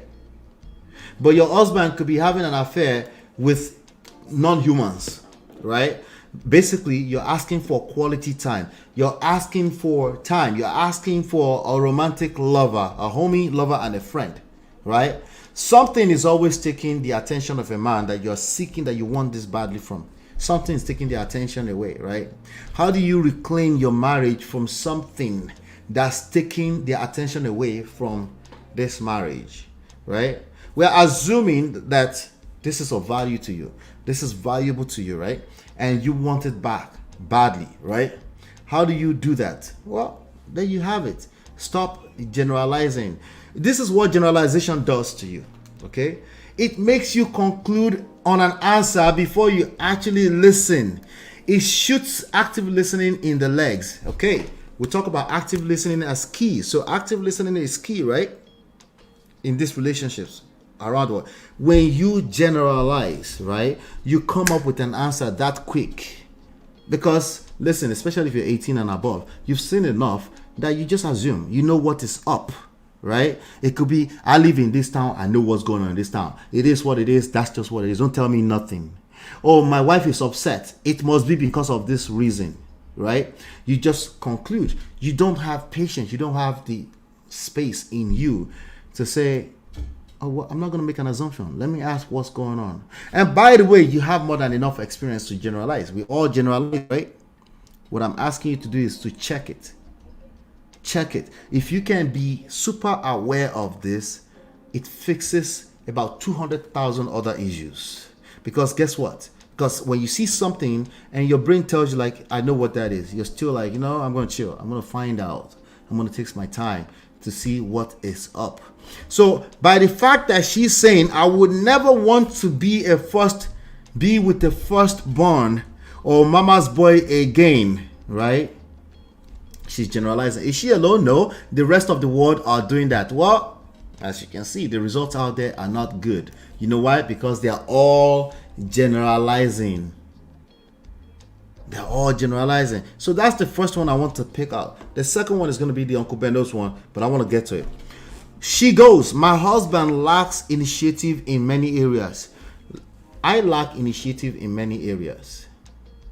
I haven't learned anything with that yet. Okay.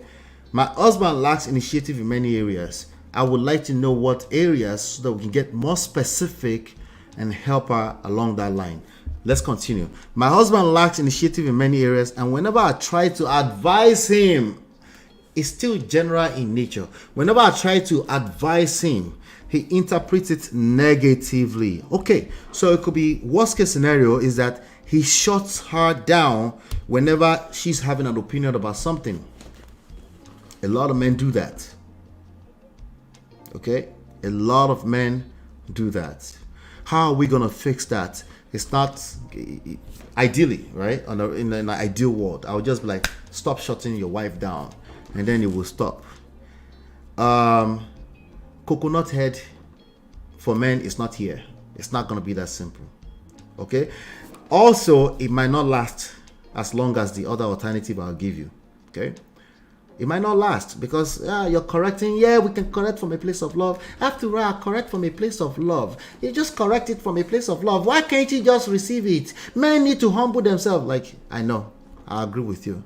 Is it working? No, it's not working. Okay, we got to come up with something else. Okay? Rub your hands together. Yeah. It's not working. If it's not working, your ability to say, hey, something is not working is key in all of this. Okay? It's not working. Not only is it not working, if it works, it's temporarily, because we're talking about bad habits. Bad habits are barakus, as in like they are strongholds. It's not that you can't just say, hey, stop doing this bad behavior, and people just stop.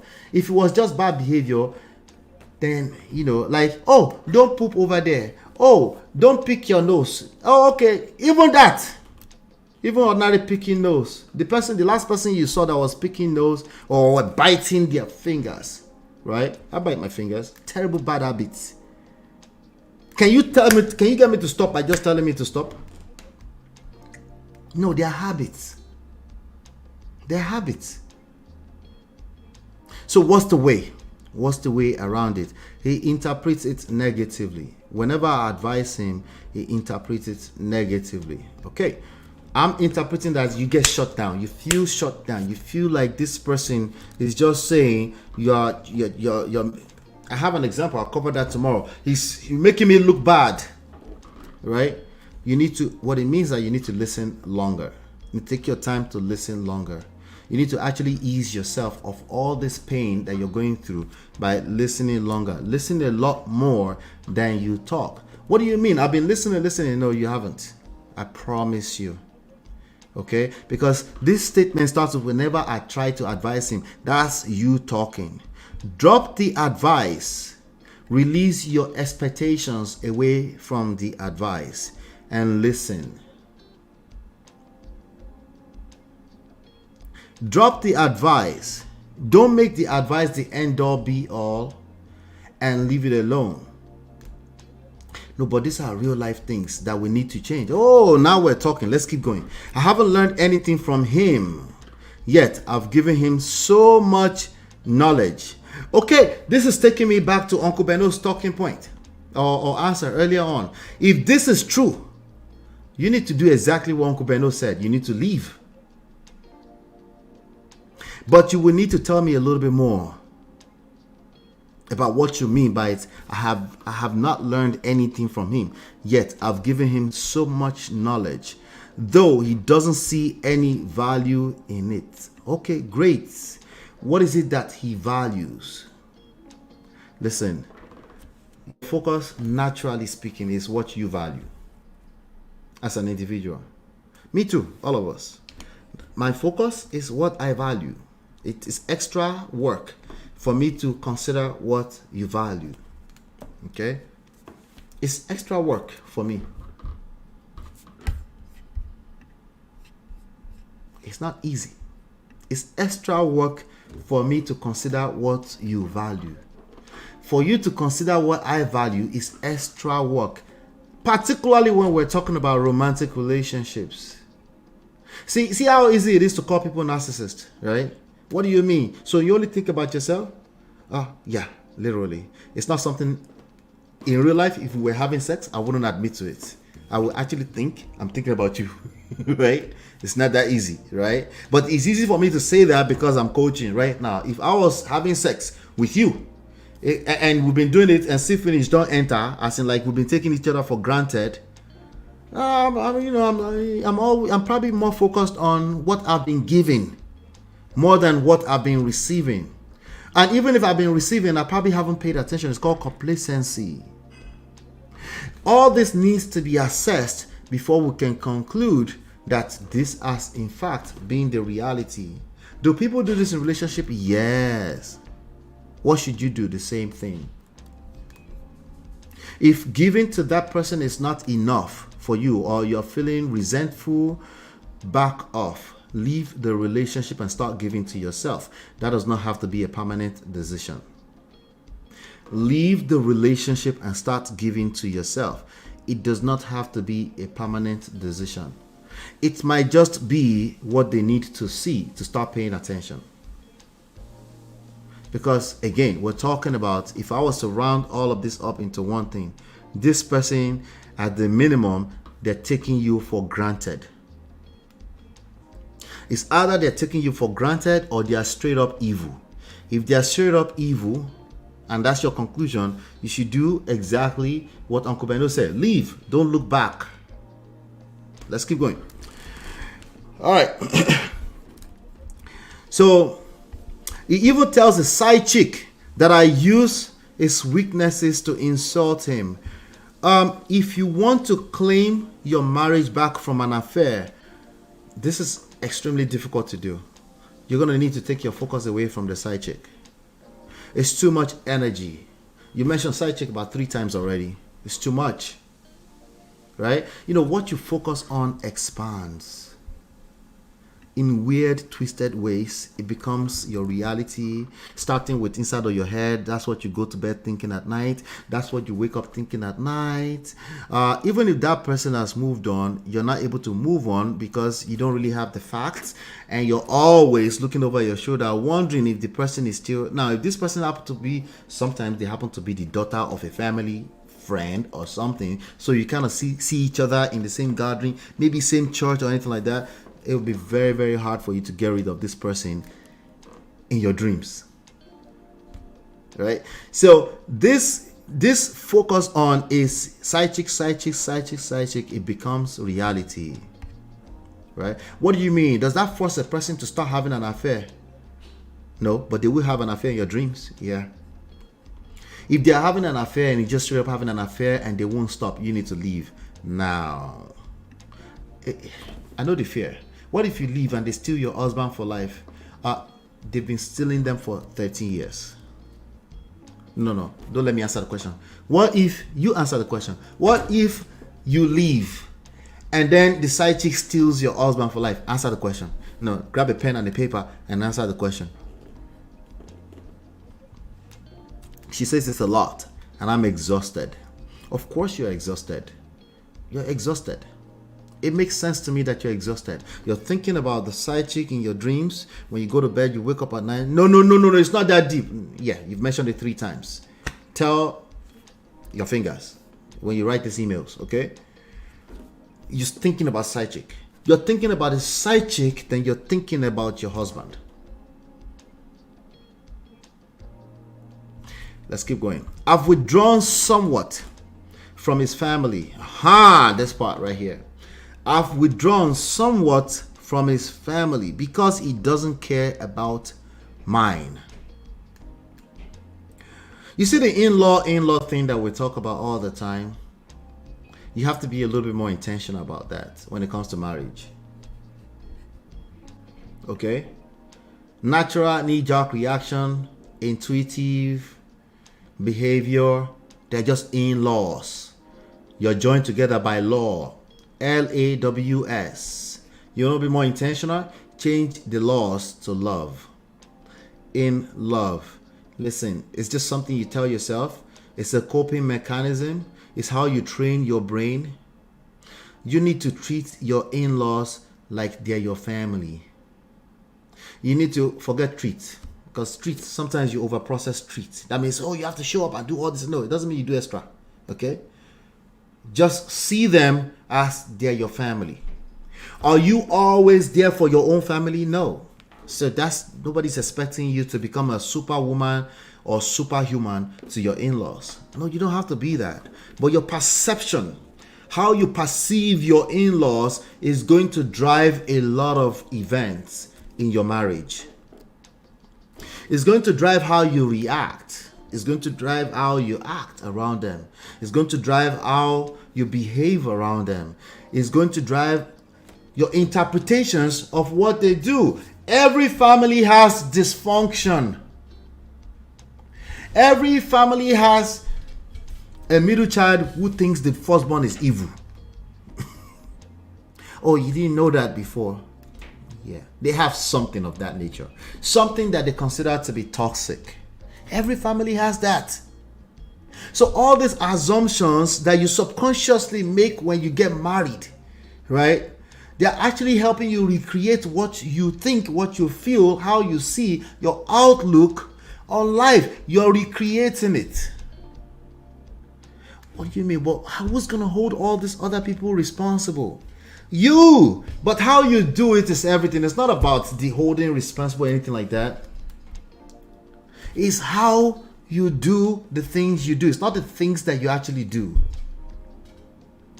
Right? Everybody's obsessed with accountability. I'll tell you, me personally, me and my wife, the way we operate, people are accountable around us. The only difference between you and I is that I don't have to explicitly set boundaries. I don't have to do that. It's the way I carry myself. It's the way I carry my family that automatically set those things there. Now, if you've created damages already, you might need to be a little bit more explicit. But even at that, you need to be aware behind the scenes in your subconscious mind, meaning it's going to take more than just a decision. You're going to have to actually practice it before it becomes a second nature to you. But you do have to be explicit if you've created damages. But you need to have at the back of your mind that these are things that needs to happen organically at the end of the day.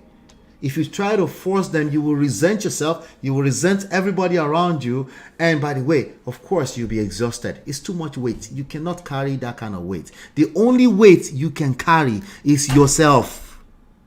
The self-care, self-love that you have, self-respect. That's the only weight you can carry. That's the only weight you're capable of carrying. By the way, if you're going through any one of this stuff right now, you're weak in this moment. So you're focused on your husband, your side chick, children are kind of like duty and responsibility. But outside of that, you're focused on all these other people, including the in-laws. It's weighing you down. Let's keep going. I told you all the time, it's not just shaming and blaming that affect these things. Guilt. No, but I don't feel guilty. No, relax. Guilt. Resenting yourself. Right?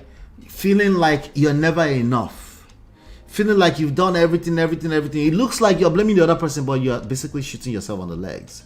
It weighs you down. It's exhausting. So to get you to actually take care of yourself, I know, one powerful way to reclaim your marriage back from an affair. Yes, self. People mimic the level of self-love, self-respect you have for yourself. Go figure.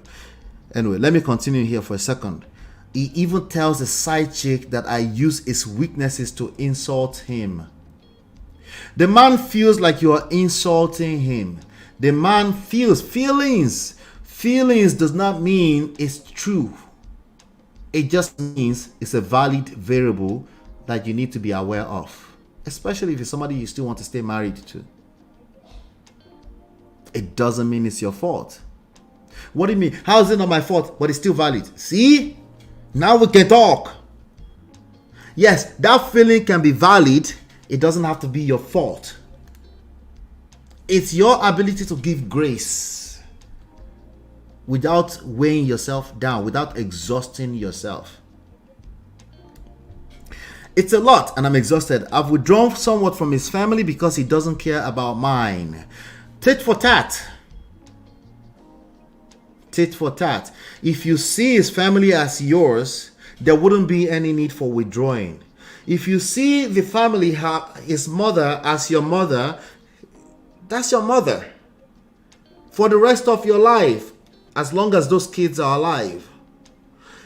It has nothing to do with the way you act. That's just another relationship that you will need to nurture. But if you see it as is, it makes sense that you're measuring against each other. Of course, you're exhausted. You're fighting battles that you don't really need to fight. You're running a race, you're competing, and you don't really need to be in that competition. Listen to this statement. I've withdrawn somewhat from his family because he doesn't care about mine. You don't wait for him to care about yours before you see that family as your family, especially with 3 children. So I just give that to him. No, you're not giving that to him. You're giving it to yourself. These are just relationships. That's what they are. Not just, but those are relationships. And we are just as good as our relationships. Every relationship matters. Unless they don't want you. If outrightly an individual doesn't want you, then of course they don't matter now suddenly. But I'm talking about in terms of how you see it, starting from the way you see it. Don't get into this competition. I treat my family this way, so you treat your family this way. Don't make it a talking point. You will shoot your marriage in the legs. You will. And yes, affairs will thrive even better in that type of environment. Of course. Of course. So we're not going to hold the affair accountable? Yes, we are. Cheaters are cheaters. They're liars, they're stealers, they're thieves, and they belong in hell. Are you happy? How can they expect me to check on them when their son never shows any concern for my people? I told you, you're exhausting yourself. The way you would check on your mother is how you would check on your mother-in-law. Usually, the cases I've had, we have wives that actually don't check on their own mother like that. But there's this expectation they put on themselves that, oh, because of our culture, I'm supposed to check on his mother every other week. No. You don't have to do that. You simply do the same thing you would do with your mother. Like it's just a call away. Mommy, are you okay? Just checking on you. I'll call you tomorrow. I'll call you in the next few days. You don't have, see, you're putting unnecessary weight on yourself. If you had seen his mother as just a bonus mother for you, you won't be overthinking it. Oh yes, there are people that have divorced. Sometimes that's just a solution. But they still have a relationship with that person that's cordial at least. You're using all these external bodies to play tit for tat with him. Of course, affairs can thrive in that type of environment too. Right? If you're going to generalize anything, generalize relationships. Relationships matter. Nurture the relationships. The relationship with your children, the same thing. Relationship with the in-laws, cousins. Like, hey, hello, be welcoming. In your own way. Now, I'm not talking about, oh, you have to do extra because in Yoruba land, you have to know that. That's not what I'm talking about. I'm talking about just being you. Don't create this extra lines of demarcations because, quote unquote, it's in-law. They become additional tools, weapons against yourself when things are not going well. They become additional layers of issues you have to deal with when you could easily just say, oh, I'm not worried about that one. Make the focus your husband. If that's the husband that you want, right? And you feel like there's some things you can still work on. Let's say, for example, some level of friendship, co-parenting that's amicable. These are opportunities you can leverage to absolutely steal him away from potentially the real wife. Because we don't even know if that person is the other person. Because they've been there all along. They might actually be the real wife. You can actually steal them away from the real wife. Wait, Ola, you're teaching people to steal away from the real wife? Calm down, okay. The point here is that you're overthinking the rules, the regulation, your moral values, you're putting them on pedestals. You don't know that this life is a game that you need to play in terms of nurturing your relationships. You're creating lines with labels. The labels, you're putting those labels on a pedestal, they're working you out. You cannot carry that kind of weight. The only weight you should ever be carrying is yourself. Making sure you're clean, you're taking care of yourself, you're clean, you're feeding yourself, you're working out. Right? Those are the only weight you should be carrying. Everybody else will make everything else easier for you. Let's keep going. So I've withdrawn somewhat from his family because he doesn't care about mine. How can they expect me to check on them when their son never shows any concern for my people? Let me say this before I leave this paragraph. The extended family are extended family. Okay? Don't make... Your marriage is not... Listen, if there's a crack in your wall, the devil will come inside. It's not going to come in dark angel clothes. It's going to start using you first, and then it will use the next person, and then we'll use all those extended family. That's the way it works. You're your own worst enemy for the most part. We are our own worst enemy. You need to really get back to checking yourself. How have I been moving? Right? So how can they be concerned about you not checking on them? That's the least of your issues. Your primary issue is you. See, you notice I didn't say your marriage. You. Your primary issue is you. And then your husband, if he's actually there. But if it's a situation that's just like this is abusive behavior. If it's actually out in your face, having an affair, that's abusive behavior. So it's not him. That's actually not a husband. If you haven't had sex in 2 years, that's not really an husband. Okay? If you haven't had sex in 3 months or more, that's not an husband. I'm sorry. You have to face that reality. You are the primary concern. When you focus on you, you significantly increase the chances that you will reclaim the marriage back from an affair. If there's an actual marriage there, if Allah happens to be wrong, then you increase the chances. Let's keep going. Stop making the side chick or the extended family, don't make them an issue. Man of prestige, I regret and curse the day I met my husband. That is an attitude of life. That is an outlook on life.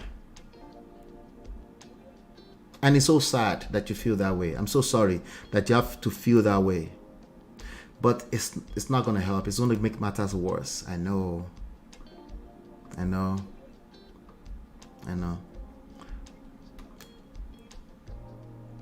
You regret and curse the day you met your husband. 3 children have been produced up to just 14 months ago. I feel so sorry. It's not the type of man I desired, and this is not the marriage I signed up for. The first part, that was the man you desired, that you slept with. The marriage, anything that's worthwhile in life, including marriage, requires work. It is not work to make conclusions that you regret and curse the day that you met your husband. That is emotions speaking. I understand. But you're going to have to do the work to remove yourself from that mindset. It's going to be tough. But so is everything that's worthwhile in life. Okay? It's nothing special about that. Anything that's university, you want to become a doctor, it's tough. Okay? It's tough. So if you want a good marriage, you want a good relationship, starting with relationship with yourself, then it's going to be tough. Particularly if the damages are so great and you're getting to a place where you're saying you regret and curse the day you met the father of your children. I get it. It's a man with bad behavior. It's very super easy to focus on that part. I get it. But you don't want to do easy. Easy is for suckers, for losers. Losers are always looking for the easy way out. It's everybody else's fault. And you're not here because you're a loser. You're here because you're a winner. She continues, no sex for 2 years and counting. So essentially the marriage does not exist. Your roommates, no kissing, no hugging, no date nights, no nothing. Of course, makes sense. We're only together for the sake of the kids. You're not together. You're roommate for the sake of the kids. We sleep in separate rooms. That makes sense. And he stays out for 3 to 4 days at a time. That sounds like he doesn't care about the family unit. He's just there to fulfill all righteousness, probably because of the kids. Remember, the marriage does not exist. If it did, if I happen to be wrong, stop generalizing. Okay? Nurture your relationships across the board. They're relationships. Each one of them are valuable. Just nurture them. Stop using the language in-law. Stop seeing in-laws as in-law. Change it. Right? Change it. Be intentional about that. Okay? Number 3. I'll give you this third one. Somebody help me list that out. I think I already said that. Don't put the focus on the side chicks and the extended family. Okay? Don't put the focus on them. See them as people, relationships. You never know which one of them God is going to use for you. See them, treat them equally, right? If you're engaged in any particular one, you zone in and you listen, active listening. I talked about that earlier on. Same thing as don't generalize. Don't make assumptions because you have your own experience. Off of your own experience, don't make assumptions. Let's keep going. Let's go. There's more than that. I'm just saying that. I intentionally left it like that. All right. So he doesn't even dress well. Watch this part. Okay. We sleep in separate rooms and he stays out 3 to 4 hours at a time, claiming to be working at the site. He doesn't even dress well, let alone spend money on me to help me look good as his wife. I'm not going to pick that one. What I'm going to tell you is that there's too many issues. You need to find one issue. You need to find one desire. Okay? And you need to focus on it. When you focus on it, we can break them apart into other things that need to happen before we can accomplish that. But it's all over the place. This is typical. When people are going through this kind of situation, they're all over the place. They're talking about dressing. They're talking about in-laws. They're talking about the children. They're talking about he's nasty. His breath smell. Right? He doesn't have sex. He sleeps in another room. They're focusing all over the place. Right? You need to find one thing. Usually, if you work with me, the first one thing is self. Self. You, yourself. Nigerians, this is very hard for you to comprehend when I say self. I understand. Maybe that's why you need to seek wise counsel. Okay? If I can't help you because you're in Nigeria, there are people out there. There are people out there you can talk to that have actually figured this out. Don't say, oh, in Nigeria, marriages don't work. Shh, hush. You're generalizing. You're generalizing. Marriages work everywhere. Okay? You've been focused on the one that don't work. That's why. Why? Because misery loves company. You're looking for stories that sounds like yours because it makes you feel better, short term, at least 1 minute at a time, maybe 1 hour. But then you keep coming back to the same situation. Before you know it, 25 years is going to be there. Before you know it's going to be 30 years. And you're going to look back and you're going to be like, wait, why did I waste? Where did it go? Throughout our marriage, we've been apart for about 7 to 10 years due to traveling from Enugu, Nigeria to Dublin, and then from Dublin to the UK. I was blinded by love and ignored all the red flags. That at this point, that's a talking point. I don't know what that means. Oftentimes, even when I engage clients, when I ask them to break down what that means, they oftentimes can't break it down. It just sounds sweet. So here's your own work if you're watching this.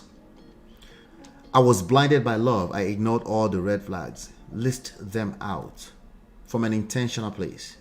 What red flags are you talking about? All right. Most of you, you're probably going to feel weak, tired, too lazy to grab a pen and list them out. You know what that tells me? You just like the funk. You like the familiar feelings of the funk. When you mix that together with coconut head, pride, it's a bad combination. It's a bad combination. So 7 to 10 years, they had a lot of long distance. That can absolutely affect things together. Here's a quick lesson from that. When it comes to long distance relationship, it's doable, but you have to be, guess what? Intentional. Not just intentional with respect to emotional intelligence. You can't just say I'm intentional because you like to talk. No, you're just a talkative, okay? That's just what that is. I'm intentional. I'm a communicator. No, stop the cap.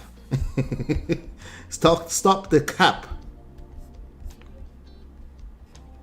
There's a fine line between communicator and a talkative. Stop the cap. No, but I listen very well. I'm a good listener. Oh, now I'm like, oh, you're a good listener. What do you mean? Let's talk about it. Let's see how well you demonstrate listening in front of me right now. Right? It goes a long way. Goes a long way when it comes to this thing we call relationships. All right, so I come from a monogamous family while he comes. Okay, this part. Generalization coming to play here. His father had 3 wives, which I never knew. Okay, most of our grandfathers, maybe not father directly, most of our grandfather, great grandfather, they had 3 wives or something. This means nothing. If you're talking about a societal level trauma, maybe we can have a conversation. But in which case, everybody else is dealing with the same issue. In which case, you just need to learn how to play the game to win. We're not going to make that excuses why you shouldn't be self-empowered. We're going to look at it as, okay, all right, good. Now, we know that variable. Nonetheless, we're going to go ahead and work on self-empowerment. See, when you look at the playing field and you look at everybody's dealing with the same challenges, then it becomes may the best player win. That's how life works. All right? So you just happen to be the one from monogamous family. Being from monogamous family does not mean jack shit. Sorry. Okay. It doesn't. Oftentimes they came from monogamous family and it's basketballs that they saw all of that time that they spent living under that monogamous family. It doesn't, in the grand scheme of things, it doesn't mean anything. But as usual, throughout the theme of this email, there's some generalizations coming from this. While he comes from a polygamous one, and the same spirit seems to be driving him to womanize. He's womanizing because it's womanizing. And if it's just one side chick, that's not exactly womanizing. There's a good chance that there's some kind of emotional need that is being taken care of, a void that's being filled. Unfortunately, by bad behavior, by an affair with one person. If he's carrying women up and down, that only makes me look at you and say, why are you doing this to yourself, sister? Me and Uncle Beno will say, hey, why are you doing that to yourself? Why? Because you don't think you have options? You do have options. There are men out here that will bag you. Before they blink an eye, they will bag you and your 3 children and wife you up. You just have to know how to take care of yourself first. That's the prerequisite. They don't want you if you can't take care of yourself. Or if you come off as you can't take care of yourself. So it's not good enough to say, I take care of myself. No, other people need to see you as you take care of yourself. So womanizing has nothing to do with monogamy or polygamy family. Zero. Nothing. Every time I try to make him see things differently, he ignores me. Some continue on the same path. He doesn't see, you were right earlier on, he doesn't see value in what you're saying. So what do you do with that? Find out what he values. How are you going to do that? That's very difficult. Now, that means you put your own feelings on the side and then go and find out what he wants. Yes, the whole point of the love language. I need to find the physical version of the love language and put it here. That's the whole point. Find out what he values. That's going to be difficult because you have resentments. So for me to ask you to leave your own shoes, take your legs out of your own shoes and put it in his, that's going to be difficult. But it's easier when you have support. It's easier when I can paint the picture of the results you're looking to achieve. In this case, we're assuming it's reclaiming your marriage back, if that's what you want. Right? If that's what you want, or if that's not what you want, it's you that will decide. When you have low self-esteem, you're not able to decide that. Right? But if that's what you want, right, then it will be healthy because you would have worked on yourself. You would have concluded that it's a healthy thing because we've listened to beyond just your first time narration of your experience. It's beyond just, there's a side chick or something like that. If there's a serial child side chick involved, obviously you don't love yourself. If you're now fighting for that type of situation, at least it's questionable, right? Let's keep going. Every time I try to make the, all right, his mother is aware of this and even supports his lifestyle. Yes, that's resentment against his mother. That's going to help you continue to shoot yourself on the legs. It doesn't mean the mother is not evil. No, what I'm saying is that your focus. Yes, it's going to get worse and worse. That's where you're focused. You're focused in the wrong direction. Right? And even if it's true that his mother is evil, wait, why are you trying to stay married to a person that their mother is evil again? We're going to need answers to that before we can move forward.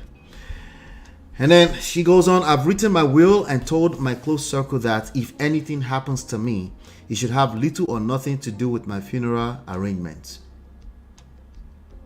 That's an emotional talking point. Okay? It could be real, but you might have written will, but obviously that's not what you want. If that's all you want, what did she say? She said, this is the last line. Please, man of prestige, I just want to stay alive for my children.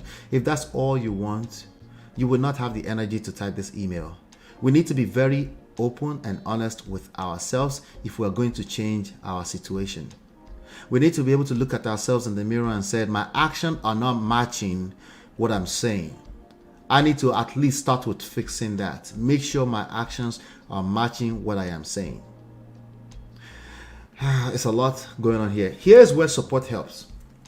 We're able to help you narrow down to one thing that matters the most. And then when you can take care of that one thing successfully, the chances that you would take care of 200,000 other things is increased significantly. It's called focus. It's called priority. And if you struggle with that in your personal life, everything, including the marriage, is messy. And of course, that becomes an environment that affairs can thrive in. Okay? I'll tell you this. If you really want to reclaim your marriage back, self-care. Re-engage your purpose.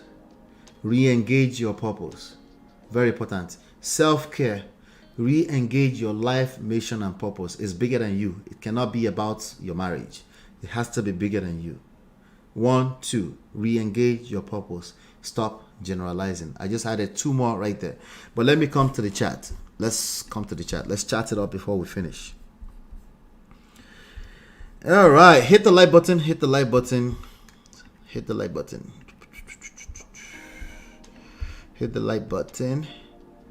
He will dump her. Ola, where's the secret for her dumping her? If you take care of yourself, they will dump all types of people for you. It works all the time. It works 100% of the time. Okay? Does she really want this man back? We'll have to wait and find out. She probably does. It's probably unhealthy, but we need to find out. Okay? Sometimes people will say side chick, and it's just a label too. And it's just fear, you know. Let's see. Okay. Let me go backwards. Chidima says, what is the color of this problem, Egbami? Is it the one side chick? Is it her husband being a firstborn baby mama? Or is it her husband being a general community bowler? You see, she never said the general community bowler except the part where she said womanizing. Right? So we need to just wait and find out. It was just an email, you know. I decided to make it today. Yes. Power move for re-engage your purpose. Yes. And when you're in this kind of funky place, it's very difficult. It can be very difficult to do that. All you're obsessed with is move. You're literally watching his every move when you're obsessed with this kind of story. And if you can type that kind of long email out, I'm not judging you. I'm just saying you need to do some work. Okay. And I'm sorry you're going through that, but you need to do some work. Okay. Prestige Fam will never buy my oils. Oh yeah, I have 3 get 1 free. Wala advertisements. Yes, MOP, focus on yourself, be a better version of you. Then to walk away will be the easier. Yes, exactly, Uncle Beno. It's become super easier to walk away. Yes, because you just, you know, the way you value yourself just goes through the roof, right? So it won't make sense. You won't be able to comprehend the idea of staying with somebody that's abusing or abusive to you. You won't be able. It won't make sense to you. You know, the same way. Remember, I told you your friends. Your friends are not necessarily evil. Sometimes they don't mean well. You just have to be careful with them. But you see, they can't, because they're not in your situation. They can't see. They might be advising you to walk away. It might not be that easy. But then also it might make you be hating yourself even more. So it requires a lot of patience. So, but you won't be able to if you work on yourself, you re-engage your personal life mission and purpose, which has to be bigger than you, which obviously means it's bigger than your partner, if that's still your partner, right? You just won't be able to. You just wake up one day, it doesn't make sense to you anymore to stay there. And if you don't do that work, there's more than enough reasons for you to stay. Beyond your children, there's more than enough excuses that you will give to continue to tolerate an abusive partner who sleeps in other room. No, it's not okay. If it's permanent, it's not okay for you to stay in a marriage where somebody is sleeping in the other room. Temporary sometimes because you need space, you're working on your situation, yes. But on a permanent basis, it's been 2 years, no. You have to do something. You have to change. If you want that to change, which I think you want it to change, you have to change something. And that's usually self. If you want it to be a lasting solution, you change. You start working on the change that you want to see in other people. Okay. Let's see here. Power move 3. Don't focus on side chick and extended family. Thank you, Jare. Power move 4. So we had quite a few there. All right. I'm starting them so I can review them. Uncle Ben, I reserve my comment. This is Yoruba versus Yoruba marriage. Too many nuances. I'm sorry. Toby, don't reserve your comment. We can learn from your comment. You know, the only thing that you can't be comfortable with, I have to agree to disagree. We already know that. But let's rub minds together. Excellent advice, MOP. You don't make the family your enemy. Rather go higher and let them deal with their stupidity. Yes. So I find that this is one of the nuances, Uncle Beno. I find that when we tell people to go high with their in-laws, they think we're asking them to start serving and kneeling down and cooking food, and they're like, no, I'm not asking you to do that. I'm literally asking you that she's your mother. She's a bonus mother. Sometimes you're overwhelmed. You're able. You feel free to say, Mama, I'm a little overwhelmed. I need help. Yes, even sometimes if she's a mad person, some of them are mad like that. If she's a mad person and she said, you're supposed to be, how can you be so overwhelmed? Are you the only wife? I said, Mama, I'm overwhelmed. I'm about to go to bed. I'll see you when I come back from it. That's what you would say to your own mother. Say that. You know, what the least she's going to accord you with respect to time is that she will respect that you actually are at least open, honest, you don't harbor resentments. See, a lot of girls, they'll go with all these unrealistic expectations of themselves. They say, Ilioko, no, you will do this, you do that. So they will now do that, they will overwhelm themselves, and then there's nothing else to give. Now they will now overreact, and they will now say, these people are my enemy. See, that's not going to help you either. That's not going to help. Be yourself, but see them as bonus family. See the brothers as your bonus brother, right? This has nothing to do with the labels. I'm not talking about the labels. You decide to call them brother or auntie. That has nothing to do with that. I'm just saying how you see them. You're acquiring a new family. See them as family. Because of the weight that the in-law phrase carries, disengage from that. If you have to call it or make it clear, oh yeah, that's my mother-in-law. Just practice. If that sounds corny for you, I understand. Just say that's my mother. Okay? If you are capable of still saying mother-in-law, but you just see her as your mother, then fine. It's about your mindset I'm talking about here. It's about your attitude about this that I'm talking about. Not overwhelming yourself, not overthinking it, not carrying the kind of weight this kind of weight that's overwhelming wives all over the place. You're going to overwhelm yourself. And then you will resent them, and then you shoot yourself even more in the legs. And no, don't copy the templates.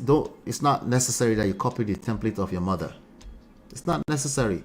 And don't bring that into the conversation. Oh, our mother went through this. So because, see, you're building resentment already. Don't bring that into conversation. You have your own world to live. It's your responsibility as an adult to figure this out without bringing things that will remind you of the negative attributes of all these toxic stories all over the place on the internet. You need to be intentional around that. Let's keep going. You don't make your family your enemy. Rather go high and let them deal with their stupidity. That's it. There's going to be stupid people everywhere.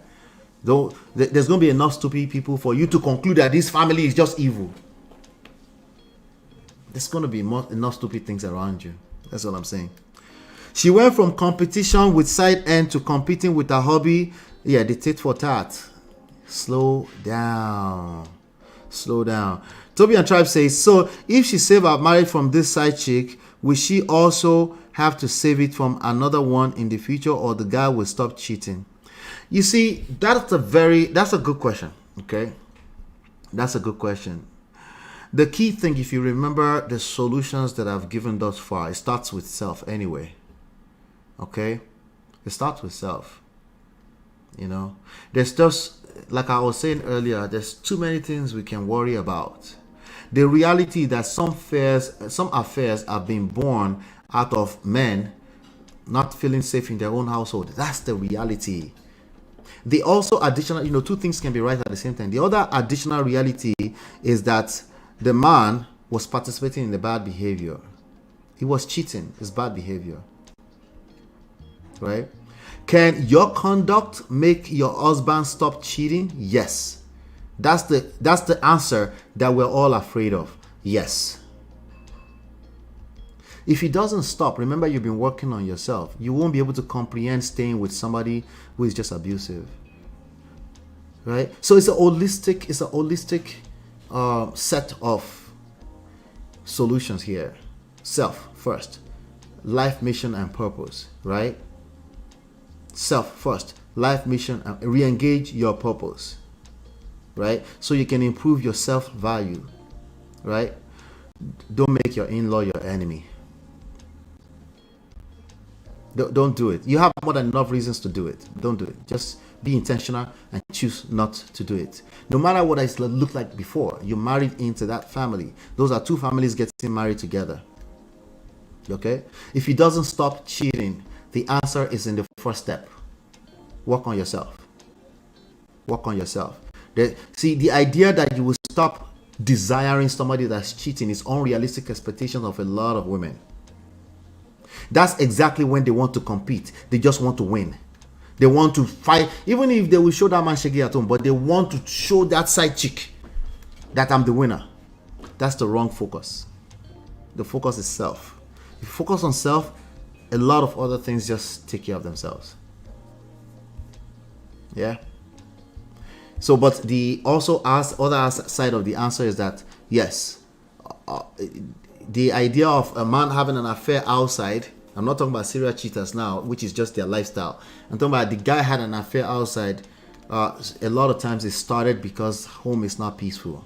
The idle mind is the devil's playground. The certain family, certain vibe around the family, the dynamics between you and your wife, that will become a thriving ground for bad behavior across the board. If you remember that cheating is not just the only one bad behavior, there are many other bad behaviors, such as talking to your friends about your wife, every little thing she does wrong, such as telling your mother about everything about your wife, putting your wife in harm's way because she misbehaved last night, right?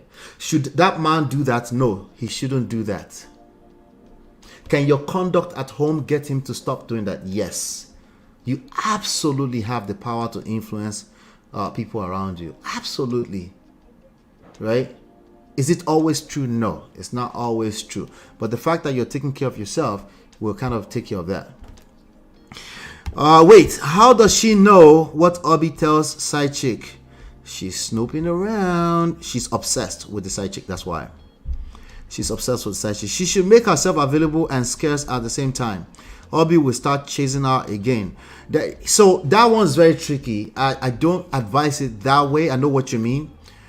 The human mind is a very tricky thing. If it goes the way you just put it in, I know exactly what you mean. If it goes the way you just said it in this sentence, the focus emotionally is probably the hobby. It's probably obsessed with the hobby. And you can't deceive your emotions. You can't deceive your mind. Your mind he has its own weight to carry. So if you are, the best position for negotiation is to be willing to walk away and mean it. You have to mean it. The mean it part has to be part of it. So don't even, I wouldn't had to make herself available and scarce at the same time. I would re-engage my life mission and purpose. That usually consumes a lot of your energy. That automatically makes people to want more of you.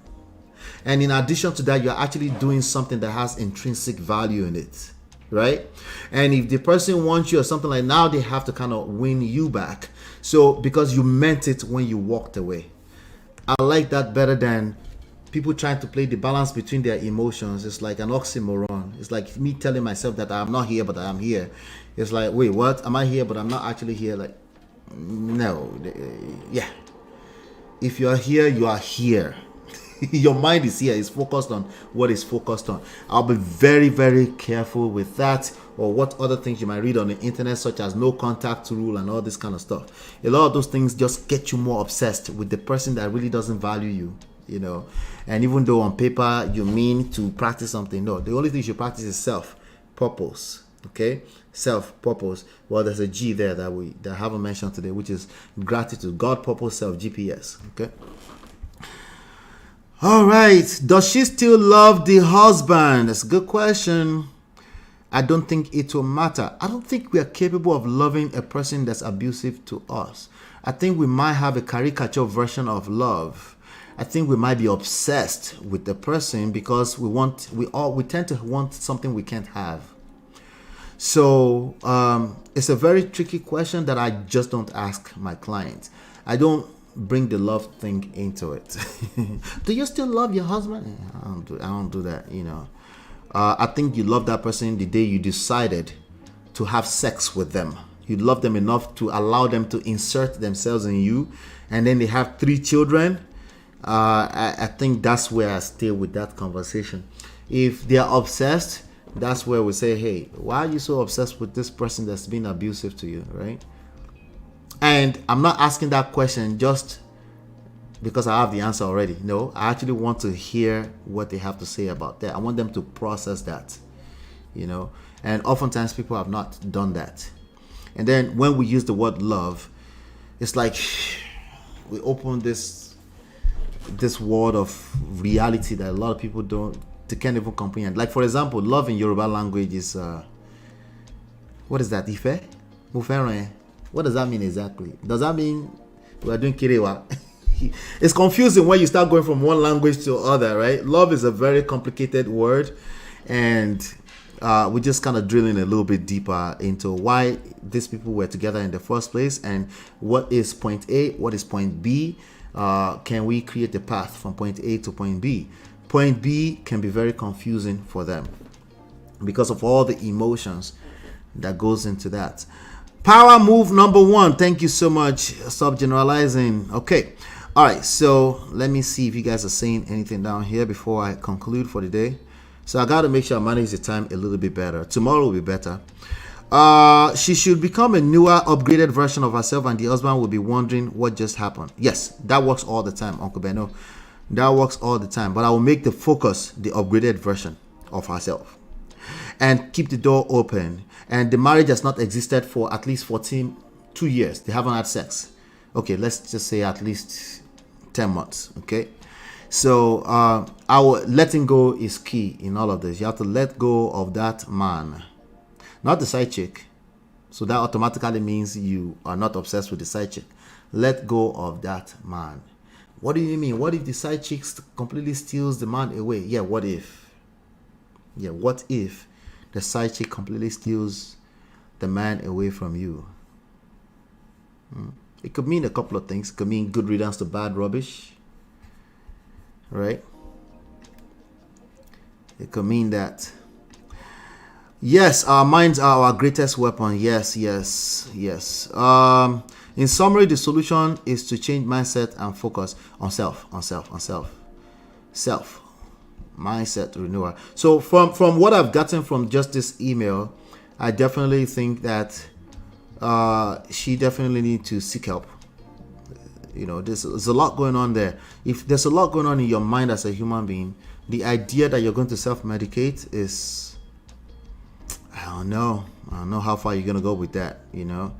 But I'll tell you what, the environment can be familiar enough that you wallow in it for another 10 years. Now, is that such a bad thing? No, not if I say it that way. But you're raising children that don't even know what it looks like to love appropriately, love the right way, right? You're raising children that are looking at what you're doing more so than what you say. Oh, your daddy loves you. Oh, your daddy doesn't mean any harm. Okay. They're looking at what you're doing more than what you're saying. Okay. So while you stay in that kind of situation and you're wallowing in it, you're creating damages. You're creating, the longer you wait, the higher the chances you will never fix it. And when people say generational curses and stuff like that, this is what they look like in real life. Most of you think of it as some strange spiritual realm where you can only see it in a dream, in a vision. No, this is what it looks like. These are real things that becomes part and parcel reality of children as they get older, and they will struggle. It's because, I mean, they will struggle already, they're human beings, but it's become additional layers of issues they have to deal with in life. You know, the human experience is already tough as it is. If there's anything you could do for your children in terms of making life easier for them, is by being better examples, right? Become a better version of yourself, as Uncle Beno puts it, right? All right, so that's it. Let me see. I'm going to do a quick summary. Just want to make sure that I cover everything. There's a lot of people in that. There's a lot of people that the only time they've actually that have had Kiriwa is just those times that they were conceiving. There's a lot of people that only come to their spouse when they want to impregnate their wives. I know it's like what? Enduring marriage. That's what a lot of people do, unfortunately, sadly. That's what they do. So let's do a quick summary. Thank you so much for this. So today we actually extracted 4 different power moves, right? Stop generalizing. Stop making assumptions. Seek the help you need. Okay, stop making assumptions. That also means active listening.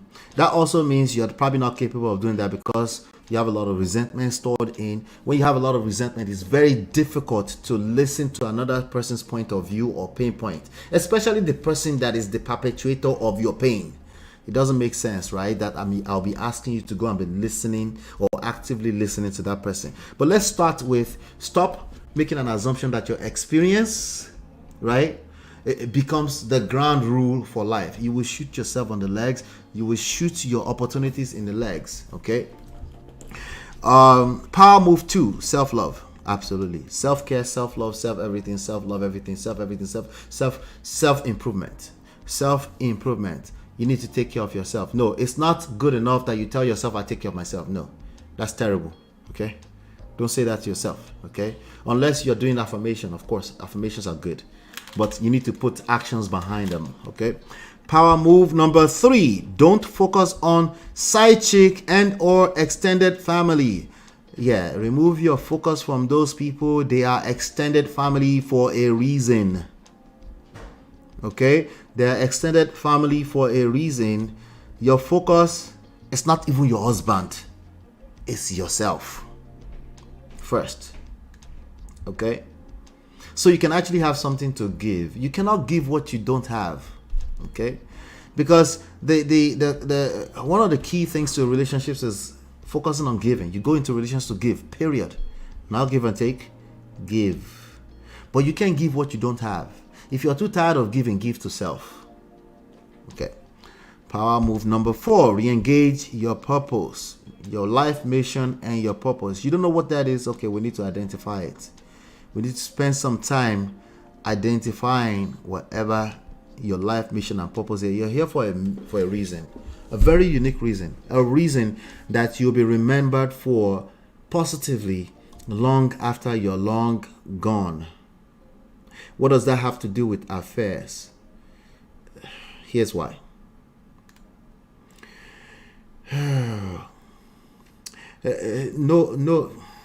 Nobody wants anybody that's not about something, okay? Okay? Nobody wants anybody that's not interesting. Okay? Nobody wants anybody that they know everything about you already. But wait, isn't my spouse supposed to know everything about me? No. No. That's false. That's false belief system. Okay? That means you're stagnant. There's nothing new about you. There's nothing interesting about you. There's no new discovery. You don't have any new gist on a daily basis. But when you are engaged with your life mission and purpose, it's always exciting. You can't wait to share. You can't wait to share with somebody. Not only are you not sharing, you don't have enough time to share. There's always something interesting to look forward to with you. But when you're not engaged in that, you probably have time for a lot of activities that can be translated to nagging, right? That can be translated. If somebody can't have enough of you, right? The last thing they are doing is having an affair. And if they are having an affair, then we're talking about what Toby and Tribe was talking about earlier. Why would you want to stay in this relation with the person that have a lifestyle like that anyway? But that's not what we're talking about. We're talking about one side chick has been 3 of you for all those years. The automatic answer to that is that you should remove yourself immediately. That's still very, very true.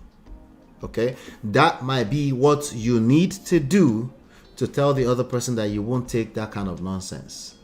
And now you get to decide if it's valuable for you to stay there or not. I'm not going to make a grant like you shouldn't stay there. Because guess what? The reality is that you're there. The reality is that you're there as we speak right now. Okay? Yeah. Ola, you need to start paying me for these summaries I do for you. I'll pay you. I don't mind though. Thank you so much, Chidima. I appreciate you always. I'm hoping that you're getting some value out of it too. I hope everybody's getting some kind of value out of it. Right? But there are many marriages out there that needs to be reclaimed back. Why? Because family unit is everything. Let's not make assumptions that makes us conclude that we should be throwing the baby out with the bathwater. Okay? So, and I'm not encouraging that you should stay in bad situations. As I've reiterated it again. You need to work on self. After you've worked on self, it'll be easier to make a self-conclusion that you shouldn't be in certain situations. Okay? None of those decisions have to be permanent decisions. In life, I've seen so many situations where people have actually broken up, filed divorce 3, 4, 5 years, and they still came back to each other. Right? So, I'm just saying, a lot of this textbook stuff, they are textbook for a reason. They are supposed to be a guide. But there's too many nuances. We need to make sure we're addressing them small by small. So here's the one takeaway from today. Okay? When you find yourself in a situation where there's an affair, right? You've lost yourself. You need to get yourself back first. Okay? If you're going to go back into a situation with that person, there must be a high level of self accountability. Obviously, they have to be able to acknowledge that was bad behavior, right? They have to do that. If you let them get away with that, they will repeat it. There's something in them that allows for that in the first place. It's not your fault. When I say a certain environment can encourage it, it doesn't mean it's your fault. It's just you paying attention to how life works. Okay? There's just too many variables. Because there are too many variables, that's why I said let's narrow it down to one. The one most important. What is the one here? Can anybody tell me what's the one most important in all of this? So I can round up. I'm going to round up. If we get it right, I'm done. There's one most important thing. We have to narrow all this stuff, narrow it down to one thing that we must work on first before we move forward. And then I'll round up for the day. Hit the like button, share, subscribe, turn up your notifications so you're notified when we go live. What is the one thing that we must narrow this down to before we can move forward?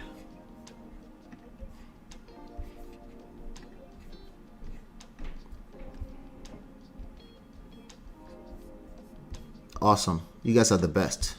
Self. That's it. Thank you, Esther. Self. That's it. Self. All right. Does it sound trivial? It's very difficult. Because there's false belief systems that you have to work on, that you've been carrying around all your life, literally. That all of them, if you look in the mirror right now, you know all of them have been checked. Like all of them have been tested and you're confused. Self. Let's reassess things. You might just be right at the end of the day. All right. Hopefully you've been enlightened, educated, and hit the like button on your way out. I'll see you on the next one. Take care.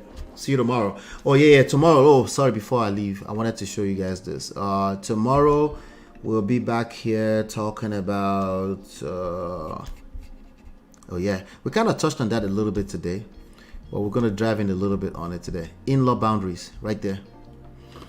All right, so we're going to be talking about in-law boundaries tomorrow. So you can go ahead onto the page and go and set your reminders for tomorrow. Okay. All right. Thank you, everybody. Hopefully you've been enlightened and educated. We'll see you on the next one. Peace. Hey Prestige fam, show some love to the video. Hit like, subscribe, and share. Are you in Europe, America, and struggling in your relationship? From argument to abuse and trust issues, we're here to help. Lola and I founded Prestige Marriage Academy to transform your story. With 20 years of friendship, 17 years of marriage, experience with navigating the ups and downs of marriage, and personalized coaching, includes 24/7 support. Ignorance is expensive. WhatsApp us at +1 732 305 8577 to book a free discovery session today and take charge now. Don't wing it. Join us in creating the love life you deserve.